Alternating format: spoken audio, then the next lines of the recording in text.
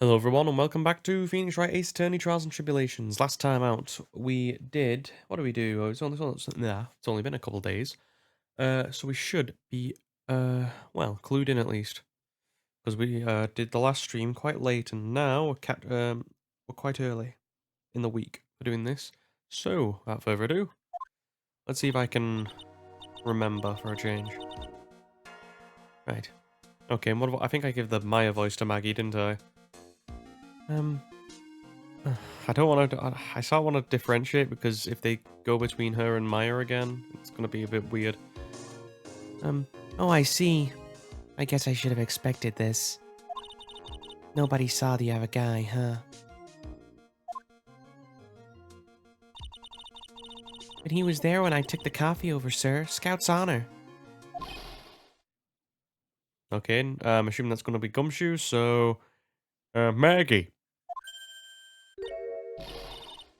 Detective Gumshoe. are you doing all right? How are you feeling? As if you need to ask either questions, sir. Yeah, don't let him get you down, Maggie. And don't forget to eat well, okay? Roger. And you. Yes? You better square this case away, you got it, pal? Maggie's innocent, you hear? You screw this up, then I'll be doing some squaring away myself. Squaring away some paperwork for your arrest. I honestly think he's serious. Hey, detective, you're on our side for once, right? Yeah.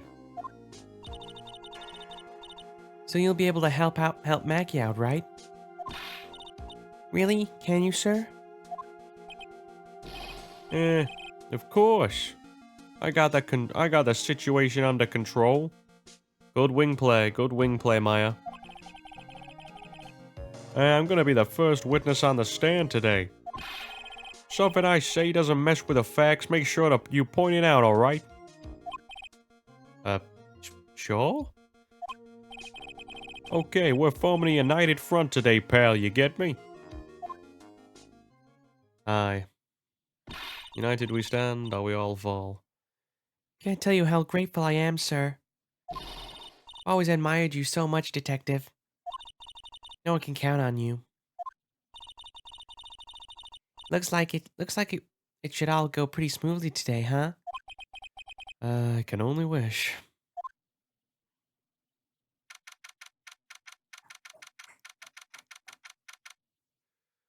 Oof. It's really, actually, I'm trying to get, because I'm trying to get back on top of I'm back in the schedule of doing things quite early so I can have my days off later in the, on my extra hours where I'm not doing this later in the week.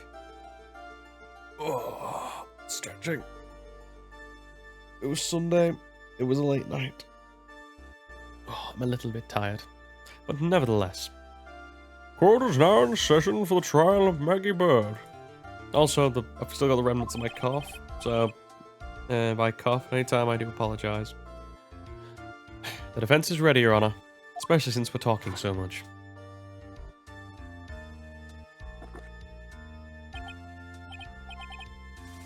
Ah, bitter.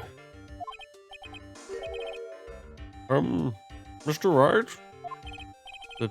Yes, Your Honor? Ah! What's wrong? Nothing, it's just whenever I addressed you in the previous trial, your response was, you was talking to me? Haha, get your De Niro references in now. It was a little, well, intimidating. No, that wasn't me. That was a phony Phoenix. I see. So our trusty Phoenix Wright is back with us now, is he? Our trusty? Well, okay. I think that's a plus, Phoenix. You get trusted by the judge at least. Means he somewhat holds you in some respect. So, Mr. Gatto, your opening statement, if you please.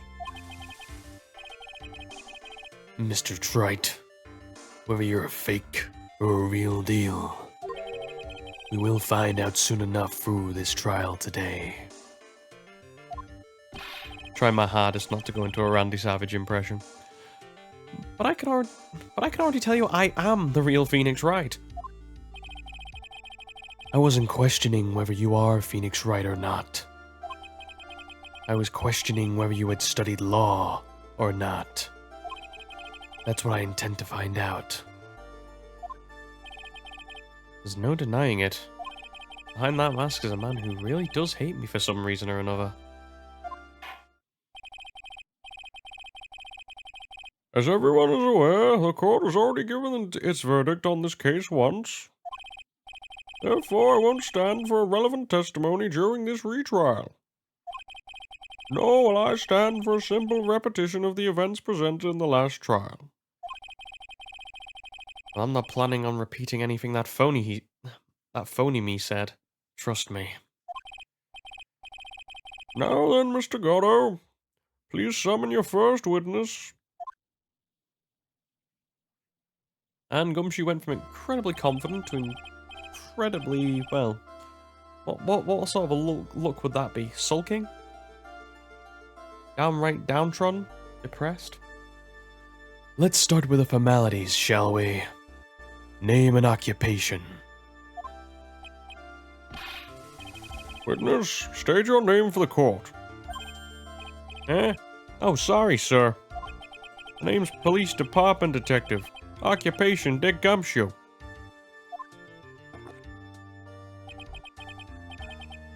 Other way around, Detective.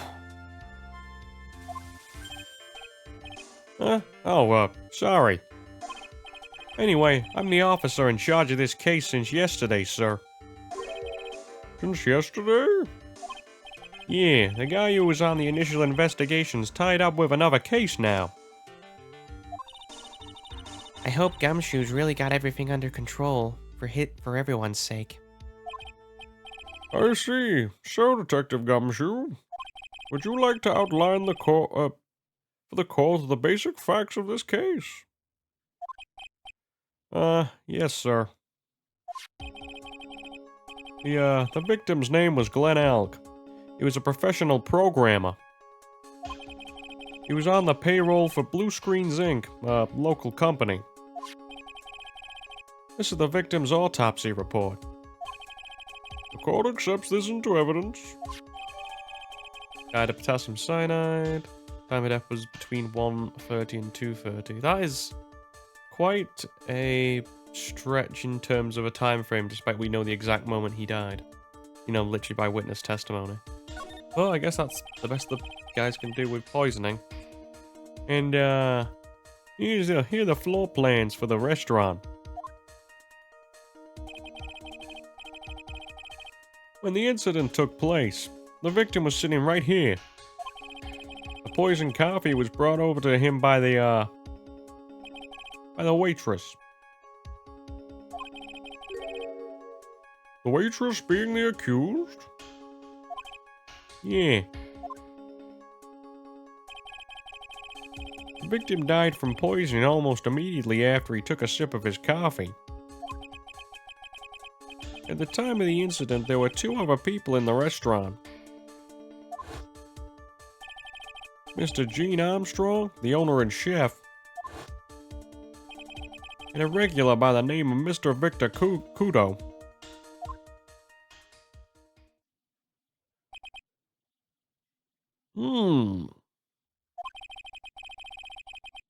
It still seems to be, well, still seems to be a very straightforward case to me.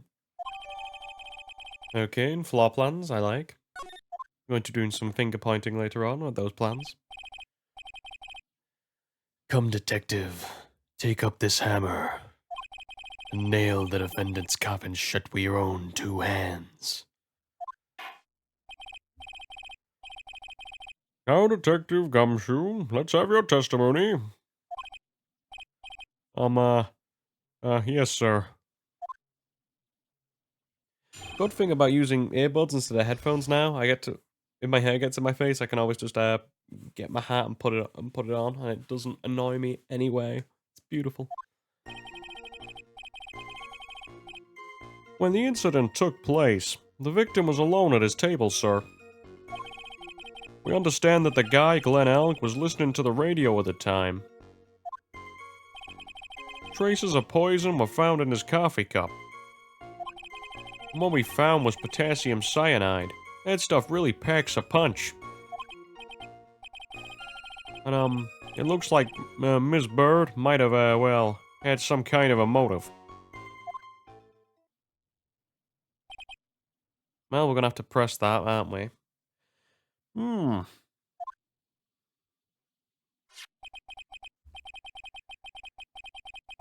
Using the dark aromatic depths of coffee to conceal the poison.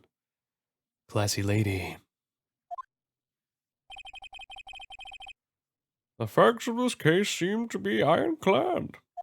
Mr. Wright, I would ask you to begin your cross-examination, but... Yes? Please, no intimidation tricks this time around, is that understood? I already told you, that wasn't me. Can't wait to do the Joey Wheeler voice for El Tigre. Oh, that's gonna be fun. Okay, as usual with everyone, we press every statement, and then we work out what the hell we're gonna do. So, let's begin. Can I stop you for just 1 minute? What was it? Did I say something that contradicts the evidence? He's so desperate for that to be true, he's practically crying. Your testimony just now doesn't match the testimony given by Ms. Bird. She claims that there was another man in the victim's table, or at the victim's table.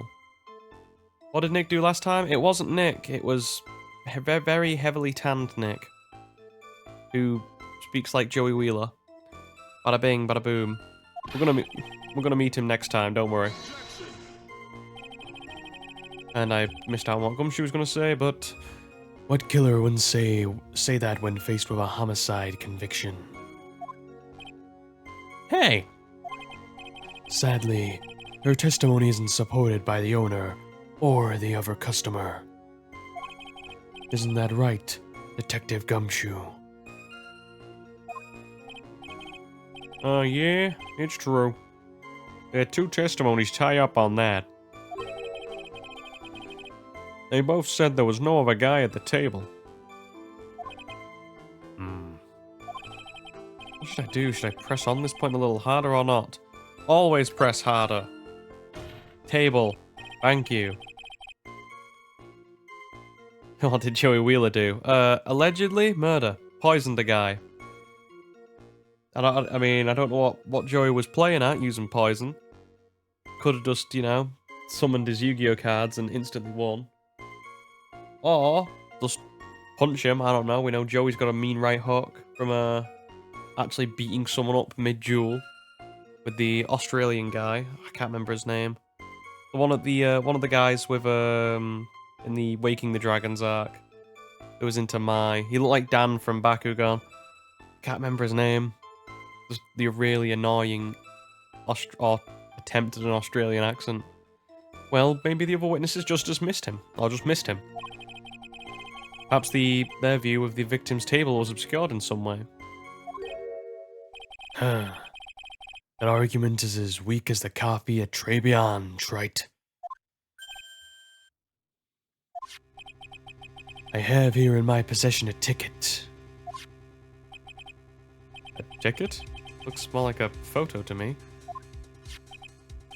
Yeah, a one-way ticket to Guiltyville. Population, you defendant. That felt like like one of the when Arnold was in his pomp, Schwarzenegger. That sounded like one of his like lines from like an 80s action film. Maybe it's just because I've been watching Total Recall recently, but that's definitely that definitely had the zing of an Arnie line in there. This is a photograph taken from near the entrance to the kitchen. The scene is witnessed by the chef moments after the poisoning took place, correct? I think the court will agree that with such a clear view of the scene, How, Mr. Trite? Could anyone have overlooked a second person at the table? Huh? It certainly seems to show the victim's table was god damn it. It certainly seems to show the victim's table extremely clearly. There we go. Oh no. All the witnesses were blind apart from my defendant. That's how I'm gonna win this case. That was only the first statement we pressed. He was listening to the radio, you say? Yeah, he had a portable radio in his chest pocket. Maggie told us that too, didn't she? Something about how one of them had some sort of an earpiece.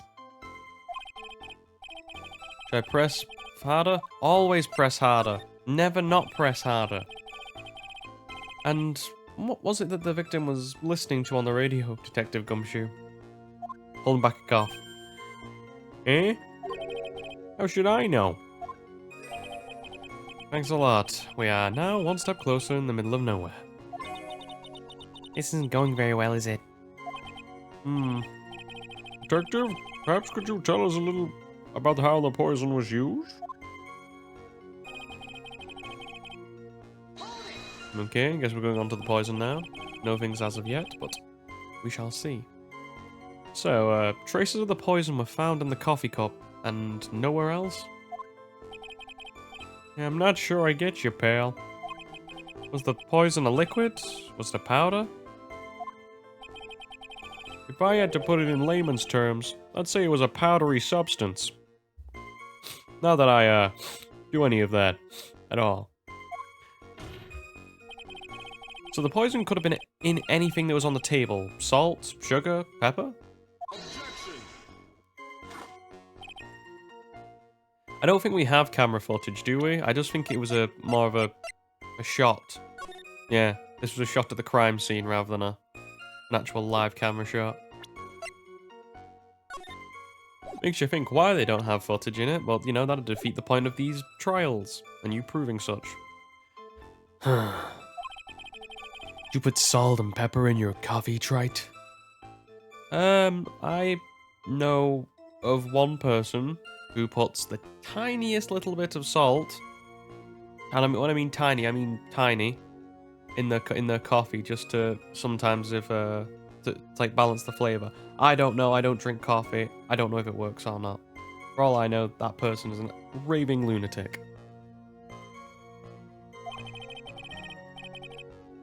Yeah, the victim took his coffee black with no sugar.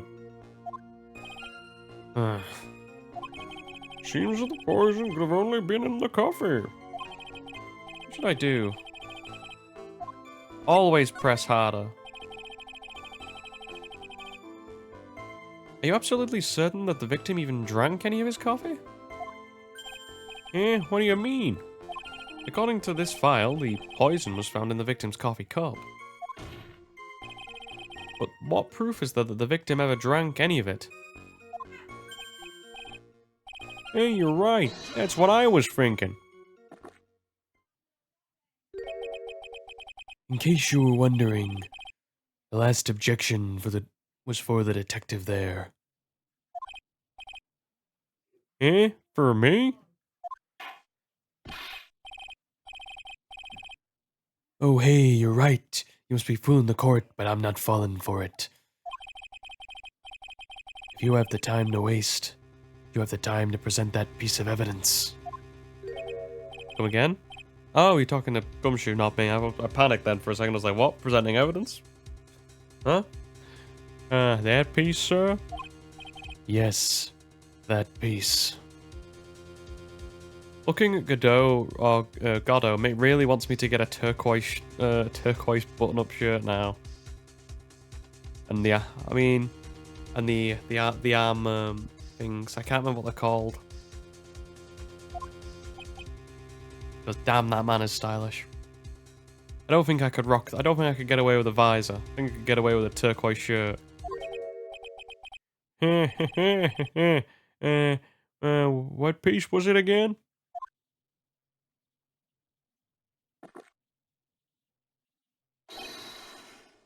This.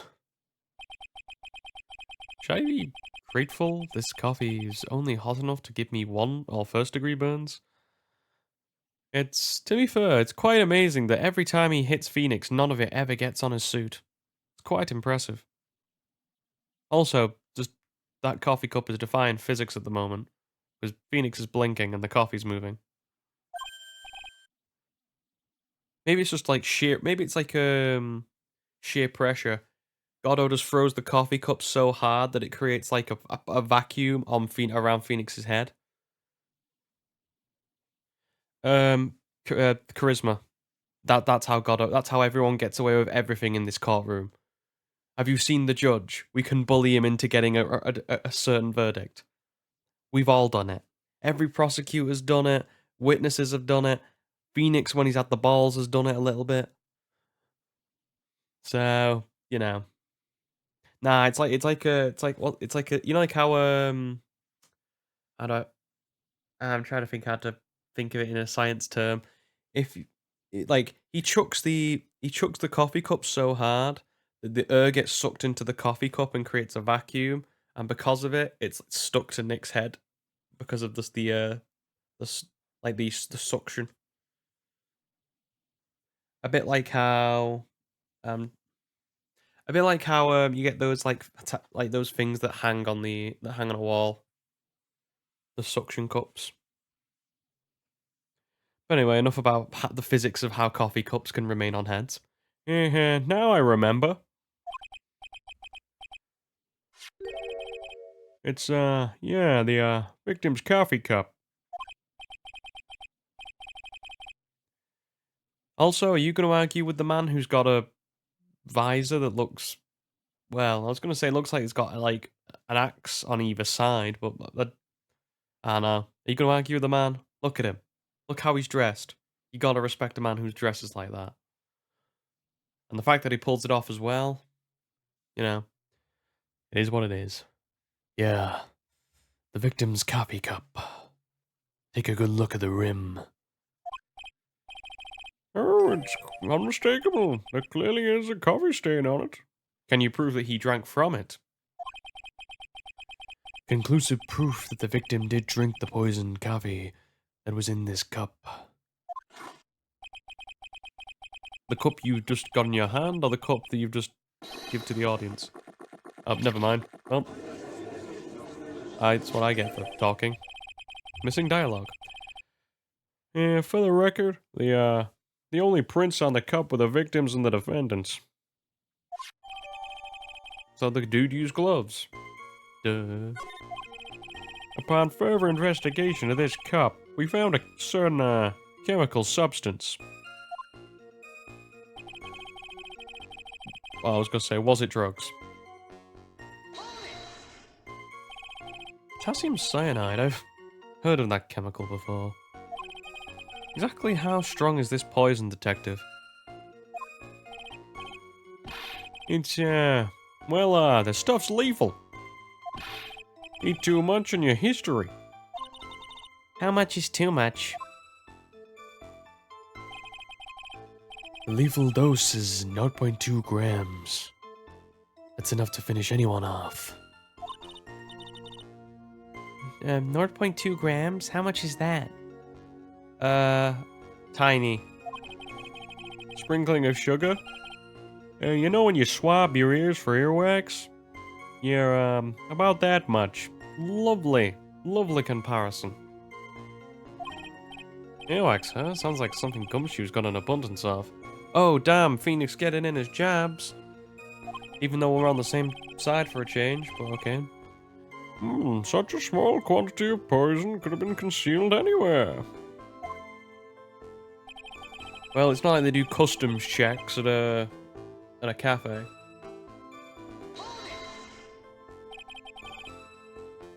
Some kind of, motive? Yeah, but if you ask me, it's been blown way out of proportion. Objection! You know what my golden rule is, detective? Chuck out a bad cup of coffee. You can always get another. Eh? I don't get it, pal. I'm saying we can always get another witness on the stand if we have to chuck you out. Hmm. So stick to the facts, detective. Now then, what was Miss Bird's motive? Come on, Gumshoe. Yeah, she said she wanted to steal a lottery ticket. Well, they said she wanted to steal a lottery ticket. First one's a lot more suggestive and a lot more damning for my witness. I knew it. That's what we heard yesterday too. It disappeared from the scene of the crime.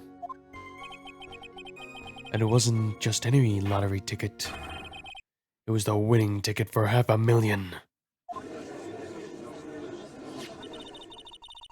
Mr. Armstrong knew about the ticket too, didn't he?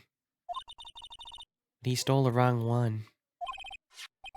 And it is possible Maggie stole the Is it possible that Maggie stole the winning one? What should I do? Table.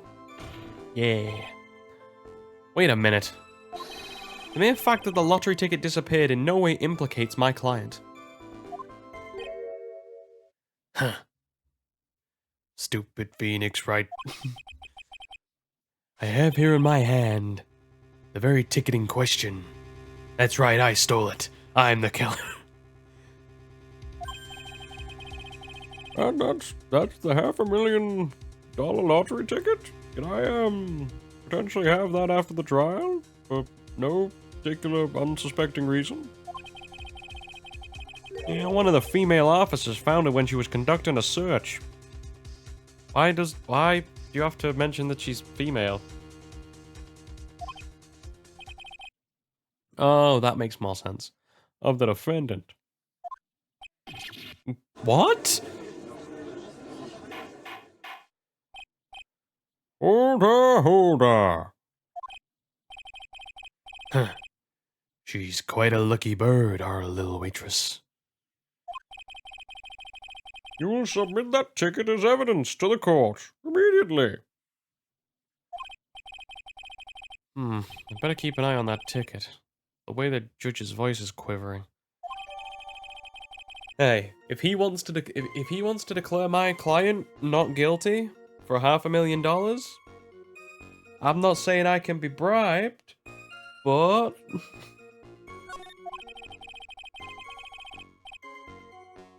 hang on, he's gonna yawn. Yeah. Sorry about that. Like I said, late night last night. This ticket was presented to the court in the previous trial too. It feels heavier somehow. $500,000, you say? It's just a scrap of paper. What matters is where it was found, Your Honor. And that's on Maggie's person, unfortunately. That's enough. The facts of this case seem overwhelmingly clear to me. Your defendant's screwed, right? The defendant had ample opportunity to commit the crime in which she is charged. Furthermore, it seems beyond reasonable doubt that she did indeed intend to commit the crime. I like an old man who knows the score. It is also the matter of a $500,000 lottery ticket that I will be taking for no apparent reason. Just going to put it back into evidence like a good person or a good Samaritan should. That alone provides a very credible motive. I mean, for that sum of money, even I might be tempted to bend the rules. Like me being able to touch evidence. I don't mind an old man who is weak to the siren call of money. These all sound like old Western lines when the last couple lines Goddo's been speaking. They all sound like something like John Wayne would say, something like that. Not good, Nick. The evidence against Maggie is starting to pile up fast.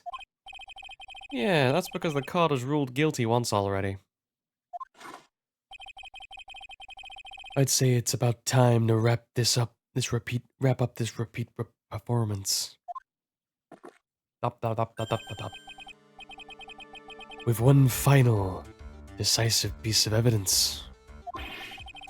He's got more evidence against Maggie?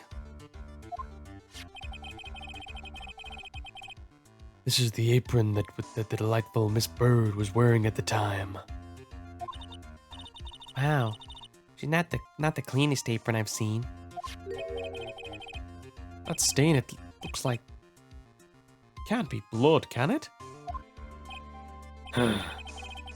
Seems the star of our play was a little flustered. And somehow spilled coffee on herself. How do you know it's not other brown substances? Like tea or mud or chocolate mousse? I don't know. It could be. Well, I was gonna say, at the moment they're talking about the brown stain rather than the red one. The coffee? That's not exactly the first thing that caught my eye.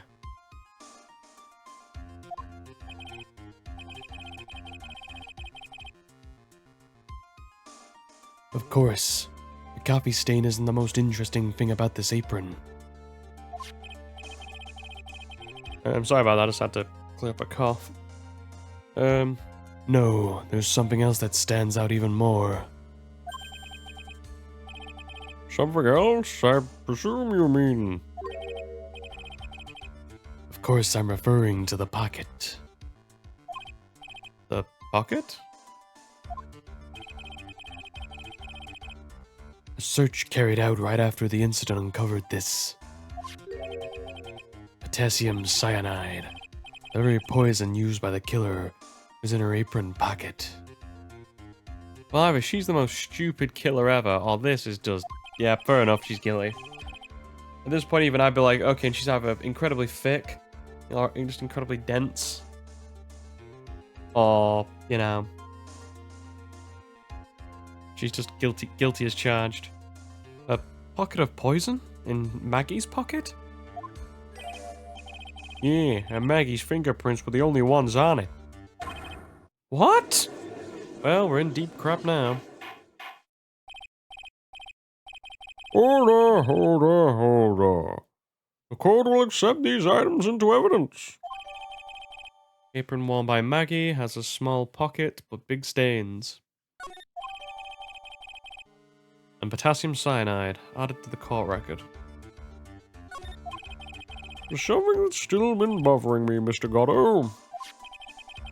Why have you not explained the bloodstain to the court?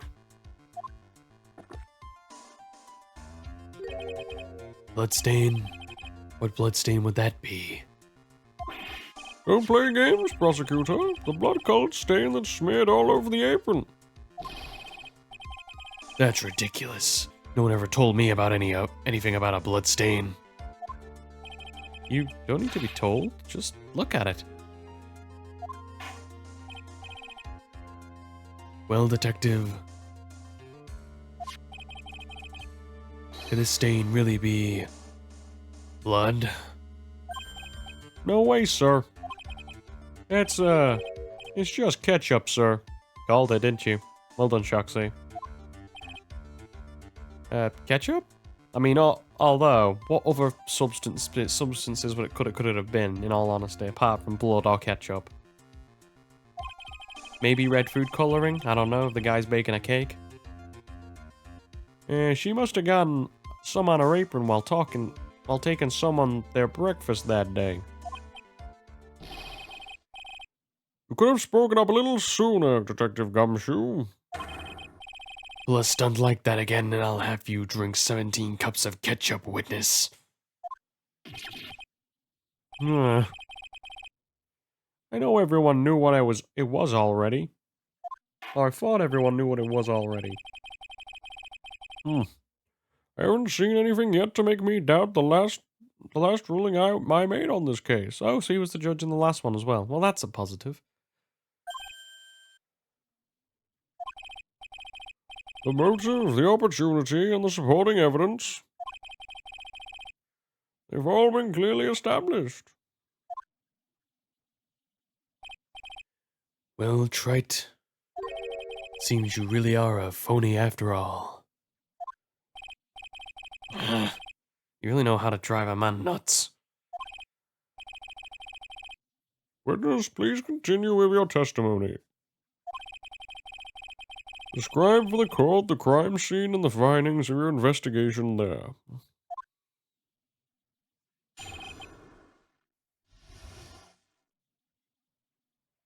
Okay, and I'm assuming I'm going to find a contradiction in this one.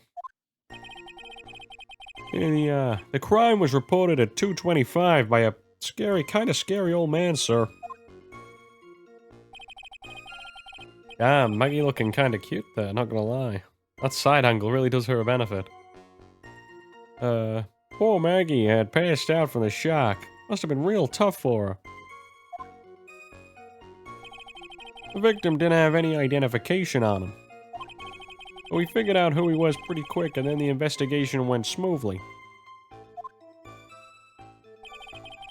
When Maggie was searched, we found the lottery ticket and a bottle of poison. And that was it. There was nothing else missing from the crime scene. I want to know when they searched Maggie, why was Maggie conscious? Because otherwise, why wouldn't she give me this information beforehand and not screw me over during the trial? And that was it. There was nothing else missing from the crime scene. Well, that might be okay, and I think I've already discovered where our thingy will be. Our point of contradiction. You identified the victim and secured your prime suspect. Very good.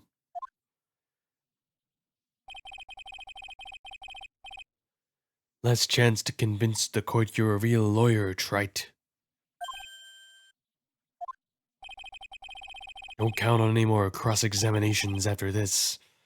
So, the fun begin.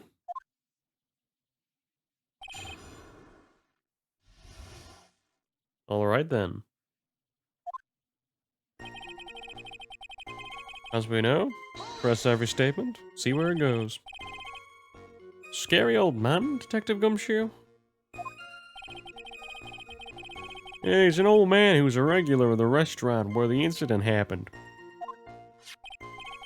We're obviously talking about the same old man.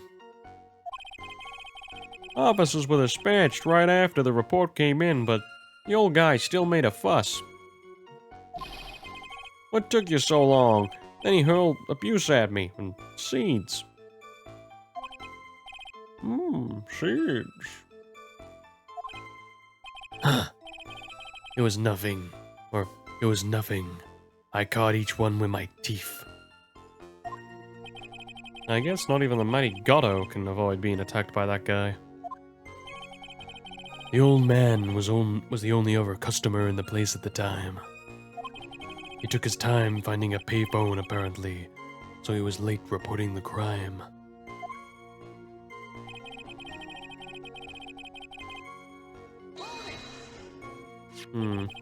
Nothing contradictory as of yet. Like I said, I think we've already got set up our contradiction. I don't think pressing will do anything, but, you know, we want to get all the additional dialogue. So, how long was the defendant unconscious for? The officers got to the crime around 2:40. Maggie was still out cold in the kitchen at the time. Took another 10 minutes or so before she came to. I would have liked to have been on the scene myself. Why? I bet he would have liked to have carried out the search too. Wait, does he mean in the crime scene or Maggie? Because the way that sentence reads, that's a bit creepy. Seeing Dick Gumshoe in a whole new light. I would have loved to see Maggie asleep like that, all pretty and peaceful. Jesus Christ. Gumshoe, shut up. Shut up. You're not helping me. You're a professional detective, Gumshoe, not a professional bird watcher. Or stalker, or potential sexual assaulter. By the way you're talking. Save the romance for your own time, detective. Okay, What type of romance are you guys having? I mean, yes, seeing your other half in bed asleep is, you know, when you wake up with all of them can be quite a nice thing. But usually there are steps that have, you know, that happen before that. You know, you talk to the girl, start dating, take her out potentially. You know, even before that stage, you don't just jump right into the watching her sleep. That's how you get murder charges. That's how you get stalking charges and restraining orders. All we need to know is about the investigation. Oops, I guess I'm a pretty red right now, ain't I? Victim didn't have any identification on him. Didn't have any? Are you saying that it was stolen then? No, I don't think so. The victim didn't have a driver's license or even a credit card on him, pal. All he had was 58 cents in his wallet. So, sounds like someone basically emptied his wallet as well. Yeah, I can't believe I found someone with less in their wallet than me, pal. The victim sounds like he was a fairly miserable young man.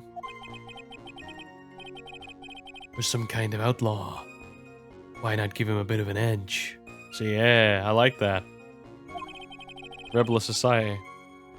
I think I'm onto something here.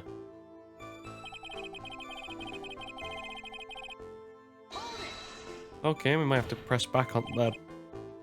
Go through all the statements and then press again on that one to get a bit of extra juicy dialogue. Wait a second. Did I say something dumb again? Let me paraphrase what you just testified to the court. The victim didn't have any form of ID on him. That's basically what you said, yes? Yeah, basically. Nice table slam. In that case, how were you able to identify the victim so quickly?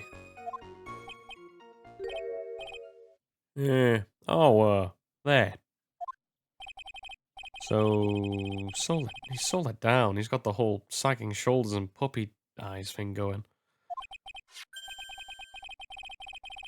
Yeah, there was a prescription bag on the victim's table along with a lottery ticket. Seems Mr. Glenelg visited the doctor before he went to Tribulations. Yeah, we got the victim's name from the medical records of the doc who prescribed the meds. That's a reliable enough source for the court. What should I do? Should I leave this alone or ask to hear more? Ask about the prescription bag, Phoenix. So what sort of medicine was in the bag? Because I assume it's going to be used as evidence. Well, actually, the bag we found was empty. Huh? Yeah, completely empty. It was completely empty?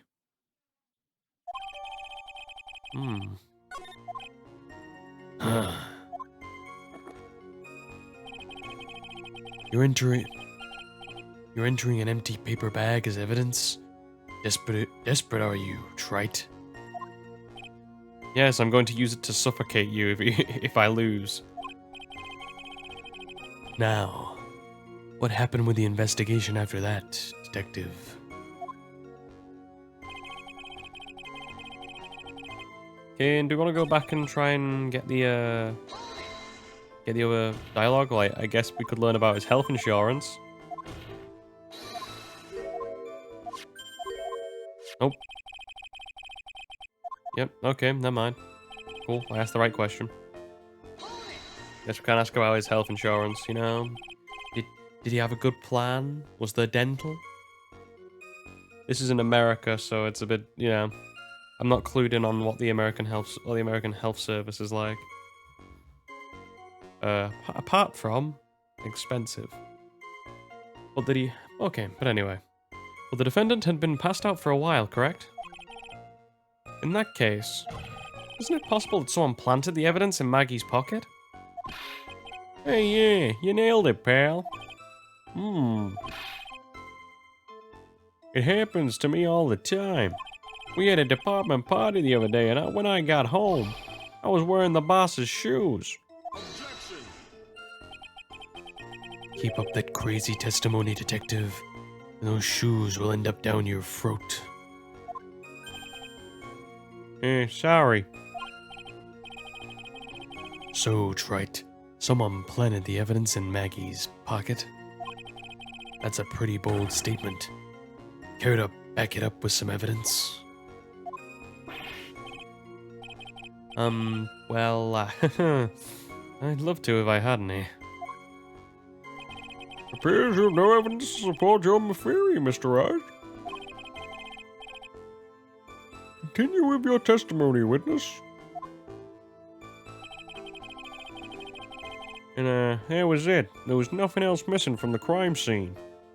I think this is where we're gonna get him.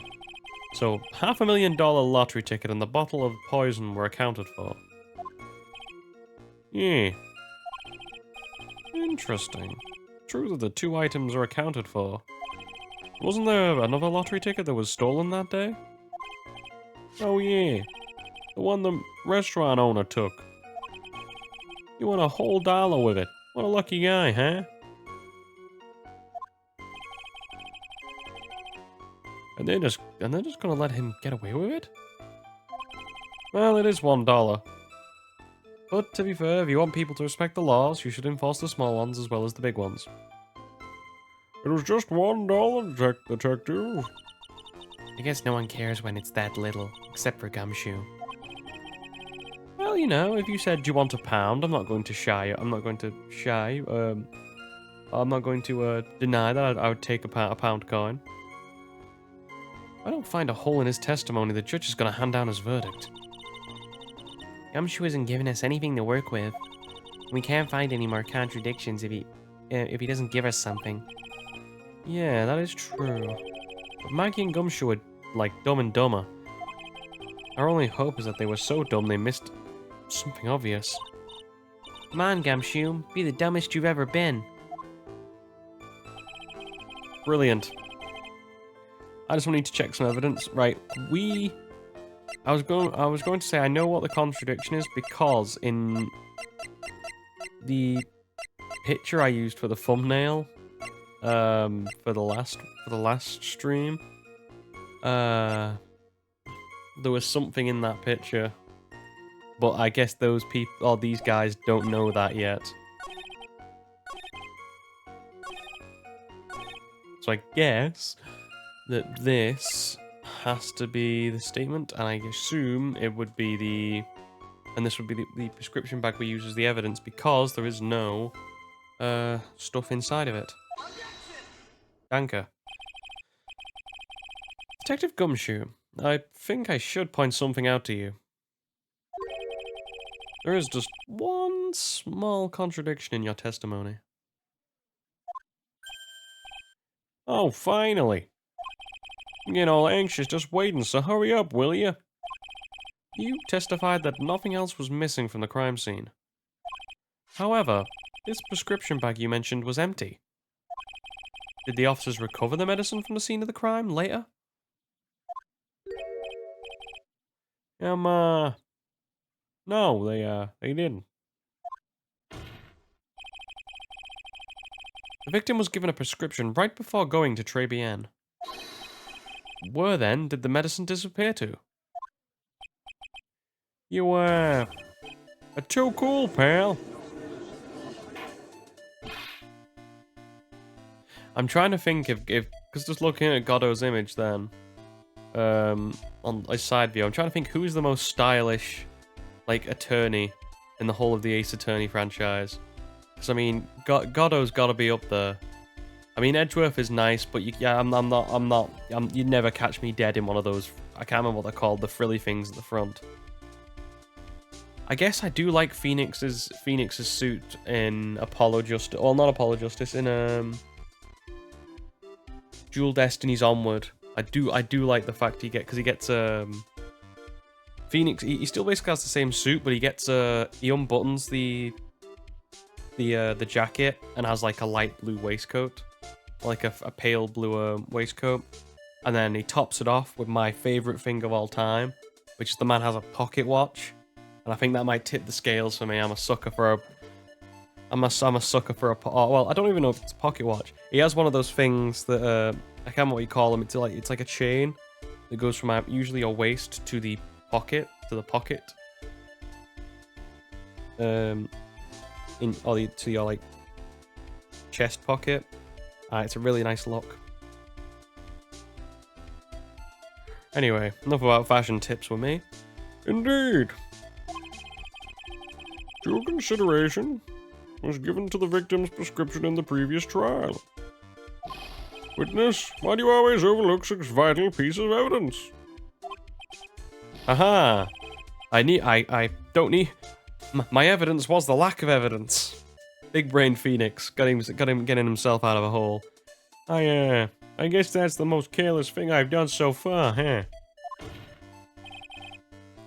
The victim was killed by poison, and the victim's medicine mysteriously disappears. The victim's own prescription could have been a lethal poison itself.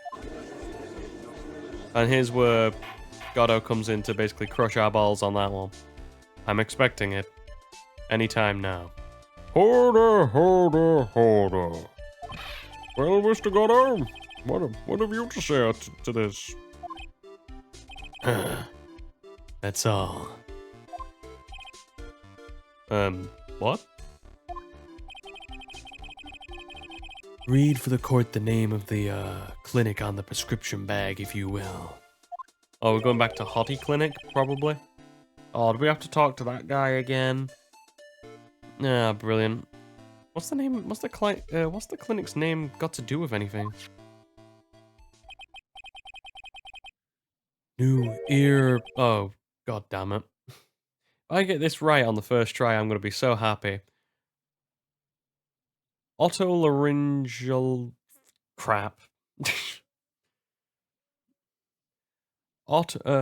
New ear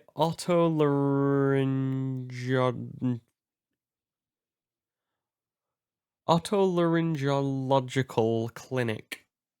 I'm never saying that word again, and will never probably use it in my lifetime. Well, unless I might have an ear issue, I guess. Which, to be fair, I did have when I was younger. I burst my eardrum before. Just what kind of illness was the victim suffering from, Mr. Goddo? Hardly an illness, Your Honor. More like a bitter war wound, you could say. What do you have, tinnitus? Oh, tinnitus, but I refuse to call it tinnitus because tinnitus sounds just so much better. A war wound? The day before the incident, Glenelg found himself in a fight. Took a blow to the side of the head and ruptured his eardrum. He, ruptured his eardrum? It can happen. I guess I'll tell the story when I have time. And what on earth was the prescription he was given? It was just a cream to be applied topically inside his ear canal, not to be ingested. What? It's mentioned in the autopsy report, if you'll read the fine print. I found traces of the medication in the victim's left ear. Yes, here it is. It's in very, very fine print. Seems Mr. L correctly applied some of his medication while he was at Tree Beyond. Therefore, it would be absurd to believe that he would have eaten his medication. Well, maybe someone slipped it in. Seems that this medication is irrelevant to the case after all. No. Nick, if you don't think of something quick, it'll all be over. He's right. But I can't get away with any old weak objection. What should I do? Screw it. Only moments ago, Mr. Godot made the following statement. It seems Mr. L correctly applied some of his medication while he was at Tribien. If that's the case, then why was the medication not found at the scene of the crime? Oh damn, he hit him on the back crack. But the medication in question was for the topical use inside the ear canal. Shut up, Beard, I'm right. That doesn't change the fact that it could not be found at the crime scene. I'd be an awful lawyer. However insignificant it may seem, it's a lawyer's duty to pursue the truth. You know as well as I that the medication is irrelevant. It hardly seems likely that a prescription drug would contain potassium cyanide. I'll test it then. Hardly seems likely that the coffee the waitress served would contain it either. But it did. The possibility is undeniable.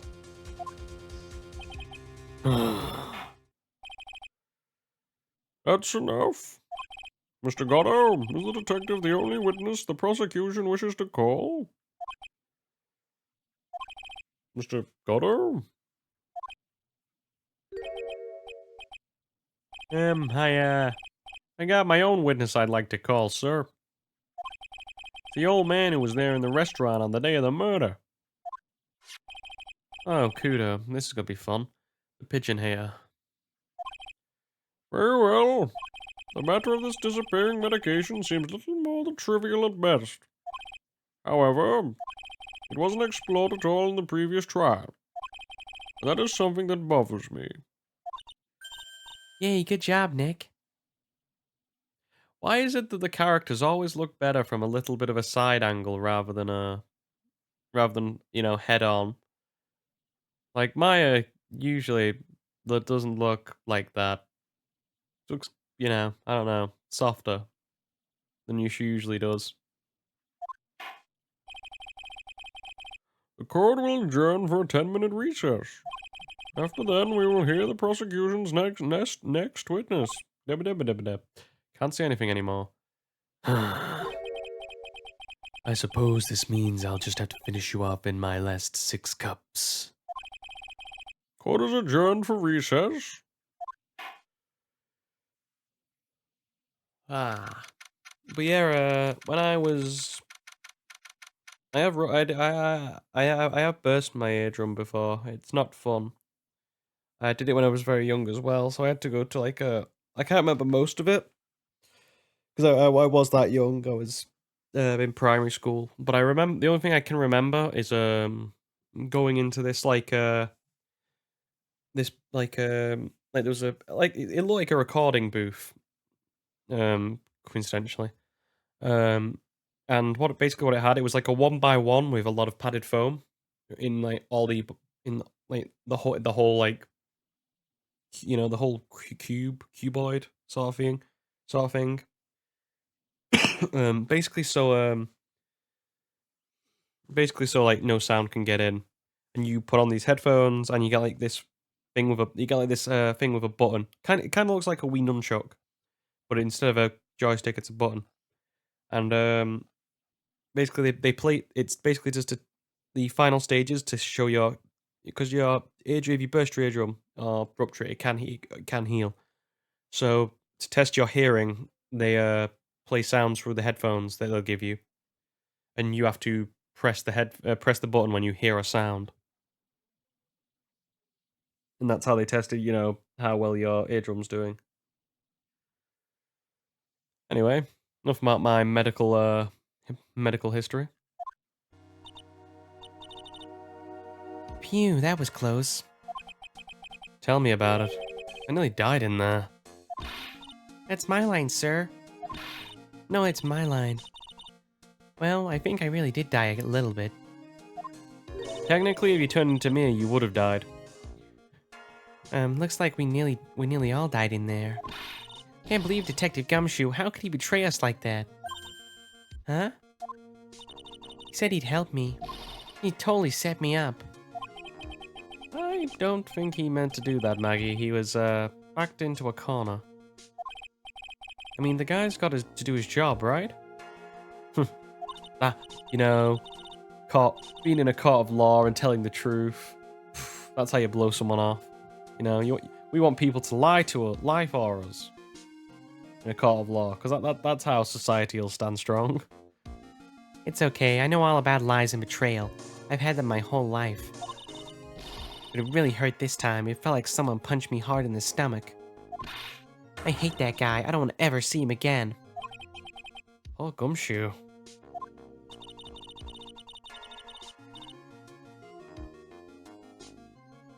Backy on.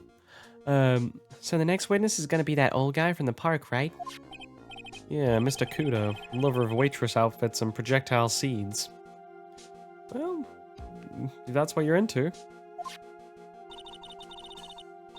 Bet he's gonna be really stubborn. I mean, he's pretty set in his ways, you know. Yeah, he's a big old grouch. You gonna be able to handle him, Nick? I think I can take whatever he throws at me, even those never-ending bird seeds.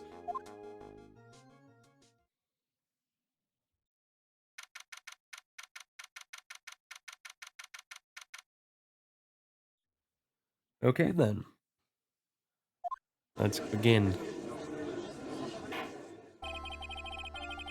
The court will now reconvene for the trial of Maggie Bird. Mr. Godo, your next witness, please. The prosecution calls the lucky old-timer who cut the show over a cup of coffee. Will the witness please take the stand?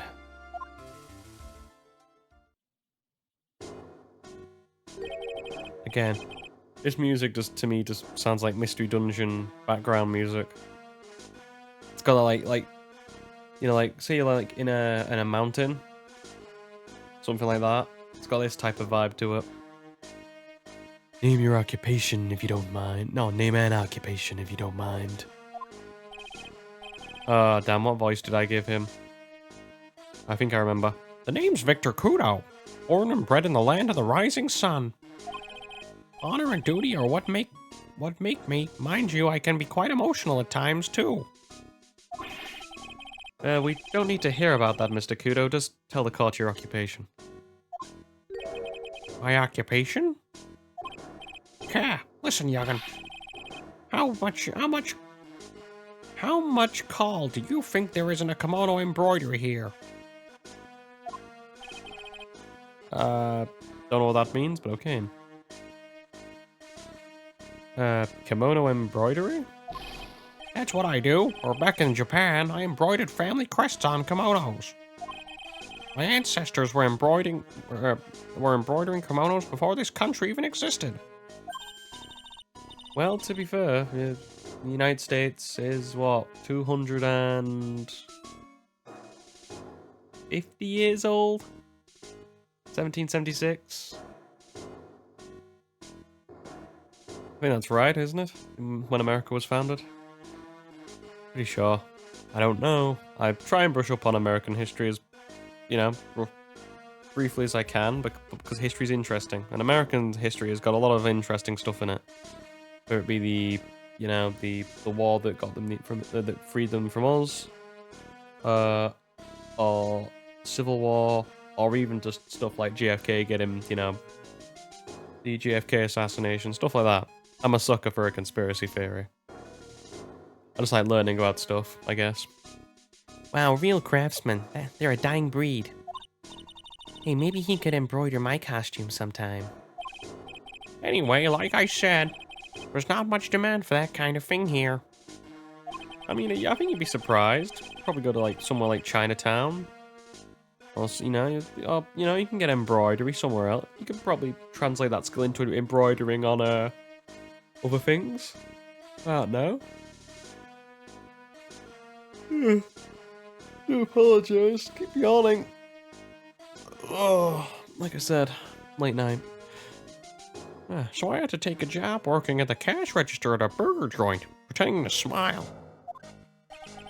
That burger joint would have been better off putting him in the kitchen.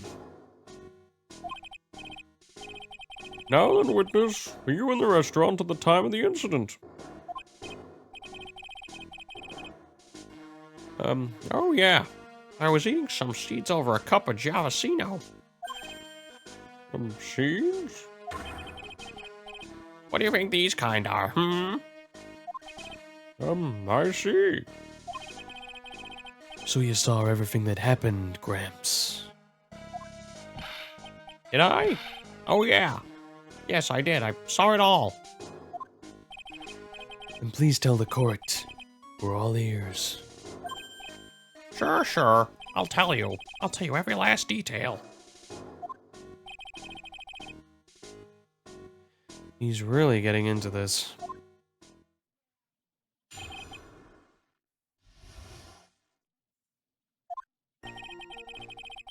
Okay, and I'm hoping for a clean sweep. We've been doing good so far.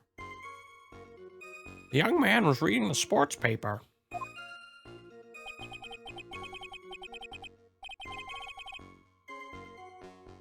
I paused for a second because it's gonna sound stupid. Maggie's hair in that photo looks strangely. It looks strangely like the back of my own head because my hair's quite long and it's quite straight. So I was like, in the back of my mind, I was like, why the hell am I in a maid outfit? Unless someone paid me a lot of money, I don't think I'd do that. It's not my it's not what I'm into. Unfortunately, you'd have to pay me a lot of money to get me in that sort of thing. Anyway, I can't unsee it now. It's weirding me out. I just gotta get it off the screen, otherwise I'm just gonna keep laughing. The serving girl brought me a Javasino, but she put something in it. I brought him a Javasino. Okay, whew, I can focus again. The man took one sip of it and looked like he was in terrible pain, and then collapsed. That's the serving girl right there in the defendant's chair. I remember her well. Oh yes, I am the murderer. That is true. It was me all along. Damn it, I've outed myself. One, yeah. I've outed myself as a murderer. Two, I've outed myself that I like to dress up in waitresses' outfits. Ah well, the jig was up at some point. Well, Mr. Kudo, she's not a serving girl. Please refer to her as a waitress. You bigot. Ka. Ka. You're as bad as the rest of them. All these newfangled words, what's wrong with old-fashioned ones, I, to be fair, do agree with Kudo there. I wish we brought back some old-fashioned words. Newfangled? All this talk of radios and glasses and why it's wireless and spectacles, I tell you. Excuse me? Now listen, everyone. Don't forget the old values. Don't forget the good old days slip away. Well, I think it's time to begin the cross-examination, Mr. Wright. Yes, Your Honor. Yeah, I do think we should bring back old words. I mean, they're there for a reason. May as well use them instead of just inventing newer ones. Especially since newer words just seem to be portmanteaus of, of two words. Or I mean, like some of the words that get put in the English, like that get added to the English dictionary, honestly make me want to slam my head on a table until I start bleeding from both until I start bleeding from both nostrils because they're just words that you wouldn't use. They're very modern day words, if that makes sense, or current day. You know, they're not like words you're ever going to use for for time and memoriam. Although I guess there is some sort of I guess there is some words that have got some staying power every now and again. Okay. Yeah, to be fair, you've got me there. I mean, to me, German words just seem to very much a novice in terms of reading German, it just seems that they can join words together to make the word, or to make the new word. Like they literally put them on toes.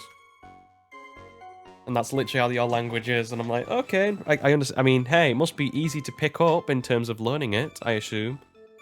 Because you can probably understand it. It's not like French where it's got a bit more expression in, like I said before with French, it's when like potato translates to apple of the earth in French. Like pomme de terre. So it's probably because German's more literal. It's probably a good language to pick up.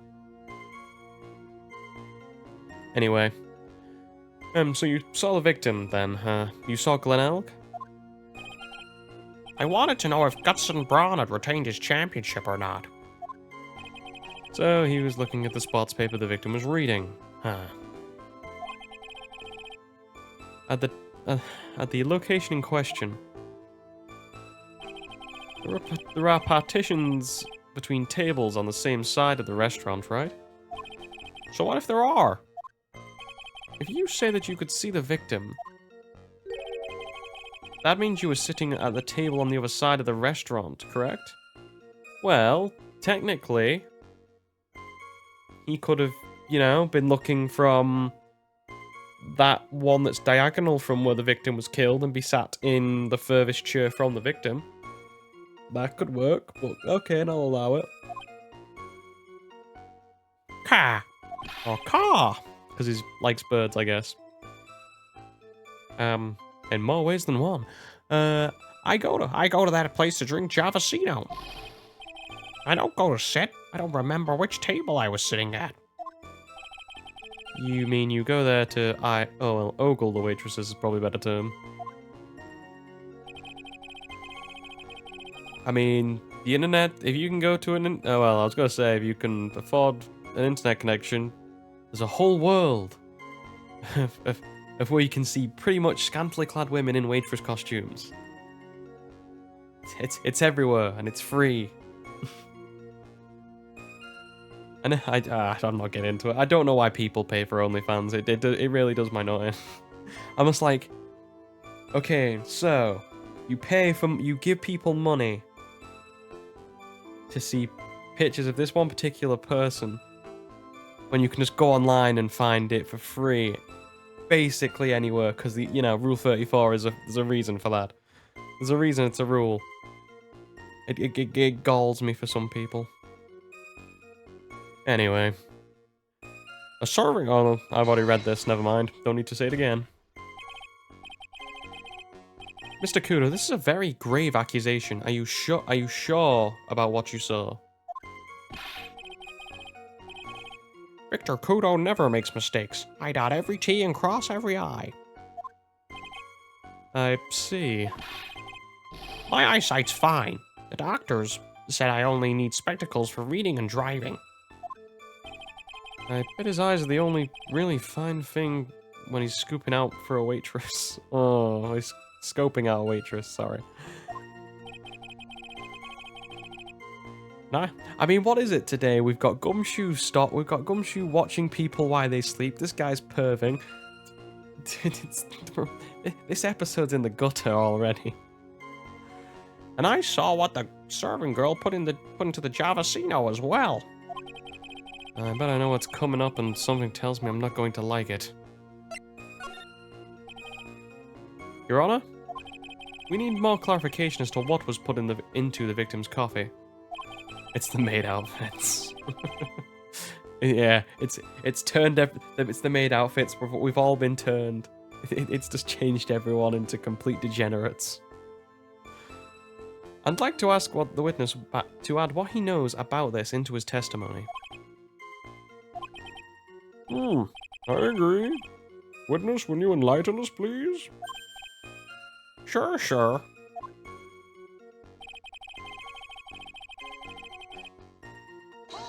Okay, and she put some white powder in there.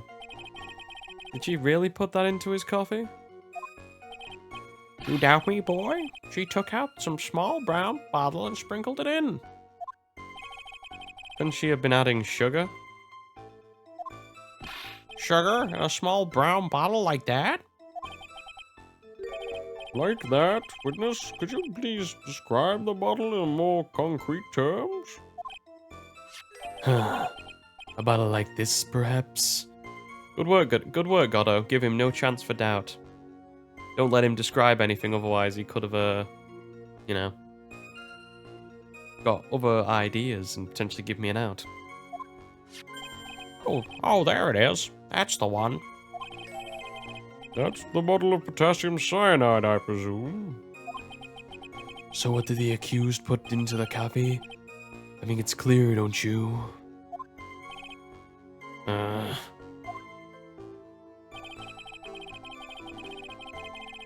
Okay, the man took one sip of it and looked at it. He was in terrible pain and then collapsed. He just took one sip. You young'uns, you waste everything. Those Javacinos cost $8. In the good old days, we would have drank every last drop, eaten the cup, and then died. Fair enough. Congratulations, you have earned the title of the fattiest man to ever grace a courtroom. I don't know about that. I mean, we literally had Luke Atme break down twice in the courtroom in the last trial. We've also had, what else?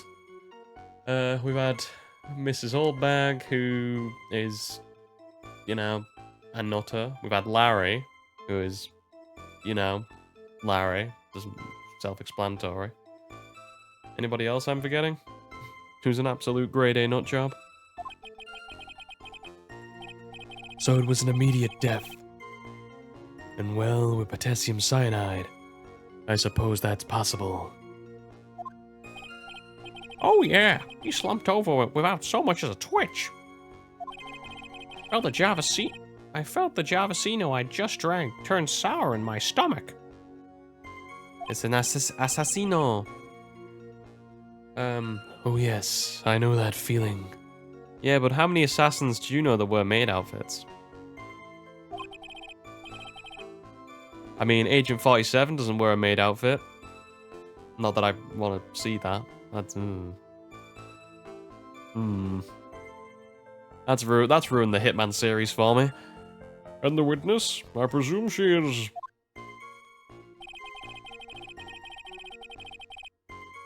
Okay. And press the final statement, and then we need to find something, otherwise we're, well, screwed. You said I remember her well in reference to the waitress. Didn't she have any particular features that you can identify her by? Particular features? It's a disgrace, that's what it is. Sorry, I don't follow. You can see all the way up her... You know, oh, Jesus, come on. Don't want to know.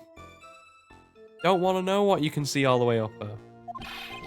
She's practically naked in uniform.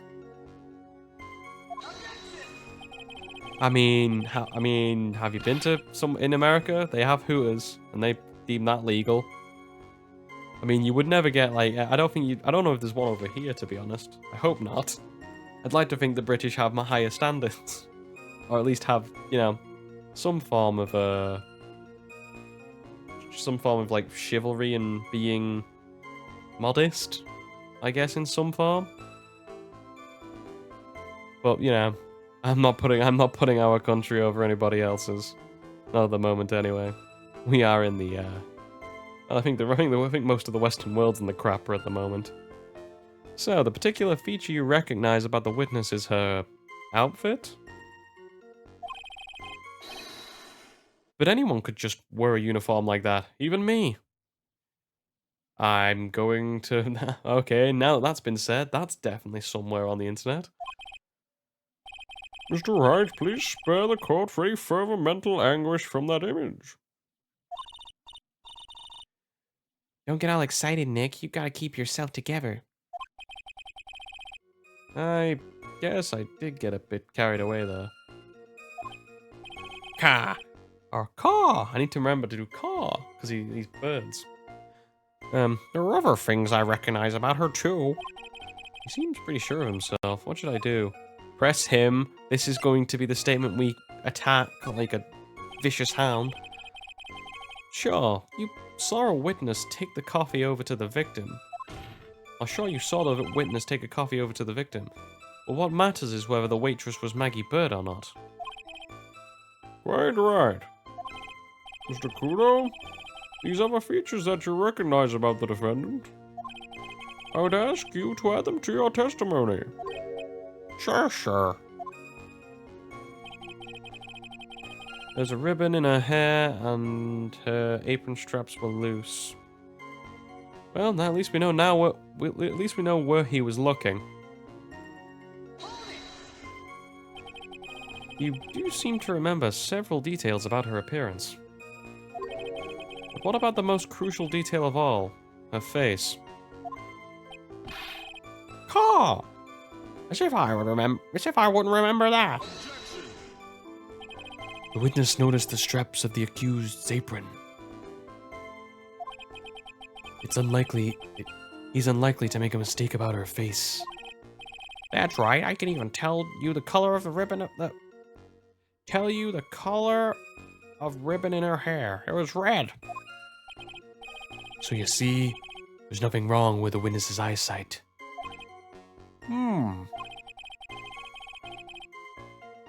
There's no doubt he remembers the witness pretty well. What should I do? I get the feeling there's something more. Ask about the straps, ask about the waitress's back. I guess I'll ask about the straps and then ask about the waitress's back. We'll figure it out as we go along. Mr. Kudo, you do seem especially interested in straps. Why is that? Oh, great. That's where we got. Right, okay, great.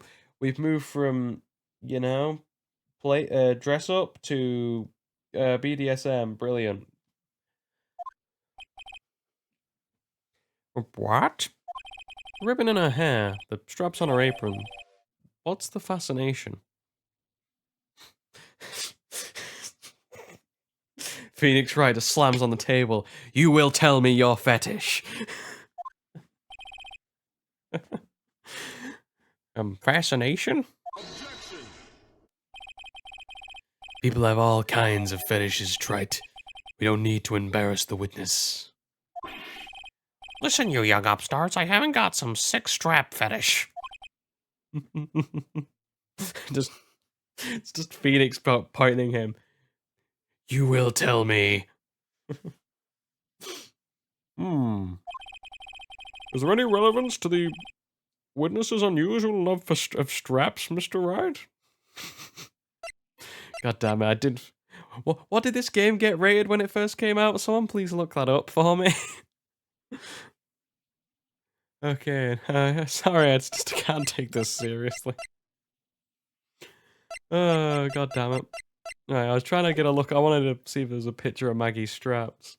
Just so I could see if it's relevant to the case. Oh. I was just curious as to why he was so fixated on the waitress's straps. I haven't got a strap fetish. How many times do I have to repeat myself? Oh, great, it's like the internet all over again. That's hot. T-rated? What's T for again? I don't know what it... I'm assuming that's what it is in America. We have we have like Peggy over here, which is more age ranges. Teen. Okay, that makes some sort of sense. You know, teens can handle, you know, men who have predilections for straps. Very well, continue with your testimony, Mr. Kudo. Make it strapless. You think old Seedy really saw Maggie do it? Well, he probably had his eye on the waitress the whole time. That's why he was there. He was just there for the cute outfits, right? Not the waitress. Well, Maya, you know, it's if the shoe fits. For instance, he wasn't really bothered the fact that you were in the waitress's outfit because you, despite being 19, still look like a child.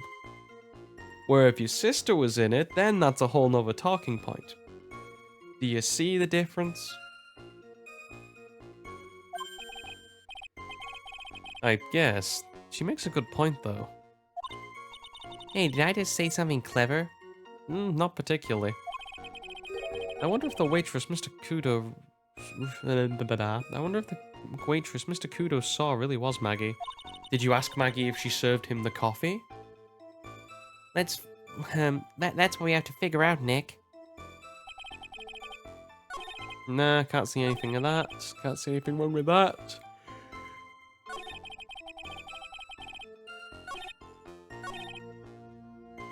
There's a ribbon in her hair, and her apron straps were loose.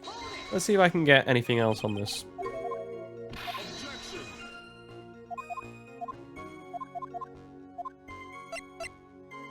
Ask about the waitress's back. Well, I guess, to be fair, that's what we probably would have been looking at. Although I guess, he might have been a, you know, he might be a tits guy, not an ass guy. You know, we're all different. The identifying features you described are all things you would see from the back. So what? It is possible that you never saw the waitress from the front at all. He's got you there, Gramps. To be fair, I actually don't mind Goddo as a prosecutor because he plays fair. Don't get me wrong, he batters Phoenix like emotionally and verbally and a little bit physically with the coffee cups. But I actually don't mind the fact that I like the fact that you've got a prosecutor who works with you in these games rather than who's more adversarial, like Francisca or Edgeworth the first time round, or Von Karma. People normally talk about their facial features when they are asked to describe someone. I just think it creates a really nice dynamic when you have the prosecutor and the attorney working back and forth. One moment, need to cough. Like the last case against in the first game with Gant. I think that's a really nice dynamic there. But anyway, this witness's testimony is nothing but straps and ribbons. This is harassment. I tell you I'm not obsessed with straps and ribbons. I'm just telling you what I saw.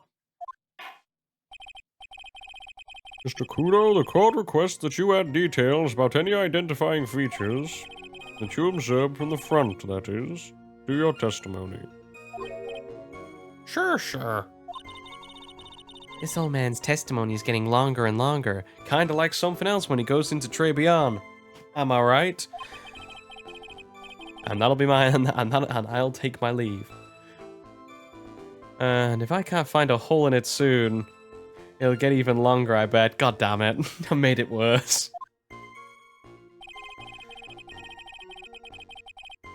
There wasn't anything That caught my interest about her, but I saw her from the front.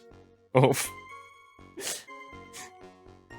That's a oof for Maggie. She's got told she's not that pretty. Oof.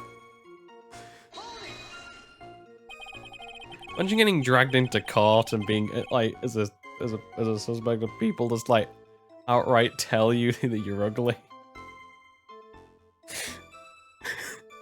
It's just funny, sorry.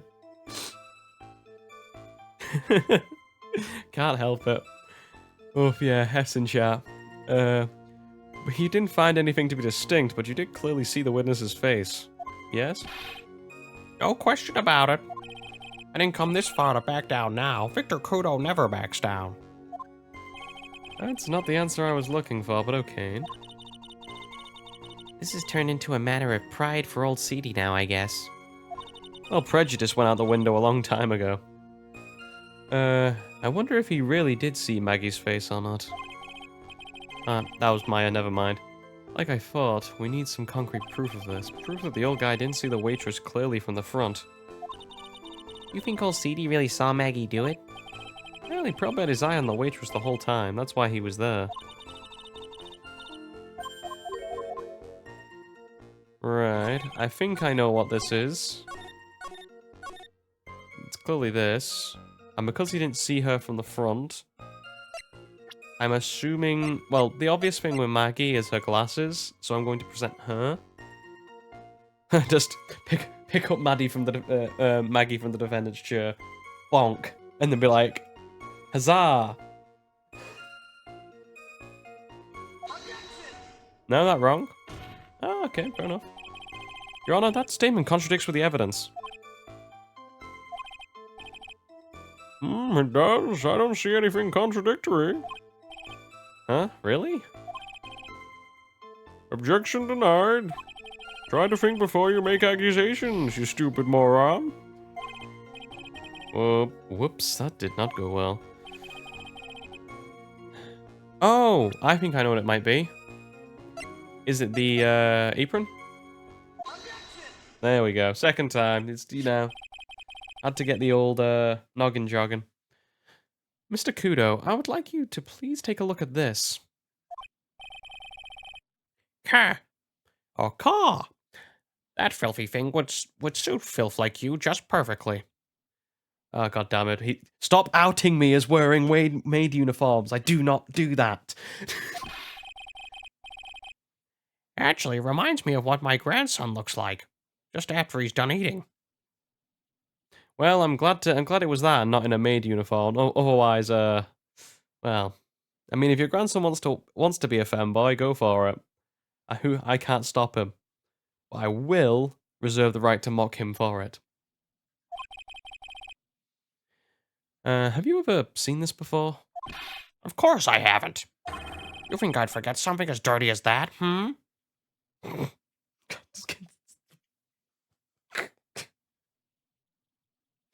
Oh, the innuendo. The the double entendre there. Just, god damn it. Oh, stupid. Do you think I'd forget something as dirty as that? Oh, I hate this. I hate this episode so much. Brilliant. Yeah. Well, there was this one time that the waitress lifted up her skirt. Well, you half-witted clot. Oh, damn. Phoenix has bowed out his chest. You know what that means.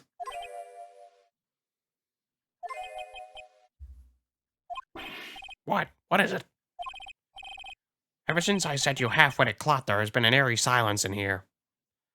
What? Are you asking the question, am I pretty? Am I pretty in a way, in a maid uniform? You're asking as the, you're asking about someone else? Because I'm goddamn handsome. I would not wear the maid uniform, but I'd look damn good in it. Anyway. Oh, god damn it. Mr. Kudo, this apron is the apron worn by the defendant on the day of the poisoning. Huh? And as you just said yourself, you wouldn't forget something like this. Which means, if you had really seen this apron before... yeah, you know what I'm getting at. You couldn't have possibly seen the waitress from the front. Oops.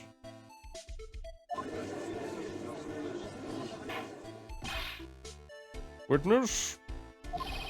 You can't just oops your way out of this.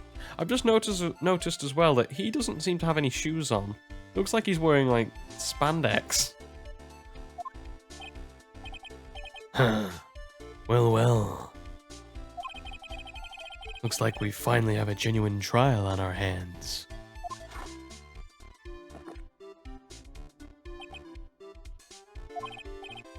Listen, Trite. Here are the facts. On the day of the incident, there was only one witness in the restaurant. That being the defendant, Miss Maggie Bird. Exactly. And when that one waitress put the poison in the coffee cup, this old guy was watching. I hope you understand the gravity of the situation, Mr. Kudo. Fate of the defendant may rest on what you say, or what you say you remember seeing. Just tell the court exactly what you saw, Gramps. You can rely on me, Captain. My noggin's in perfect working order. I don't remember a single occasion when I forgot what burger a customer wanted. He can remember? Probably more like he messed up so many times he's blacking it out. Yeah, I don't know.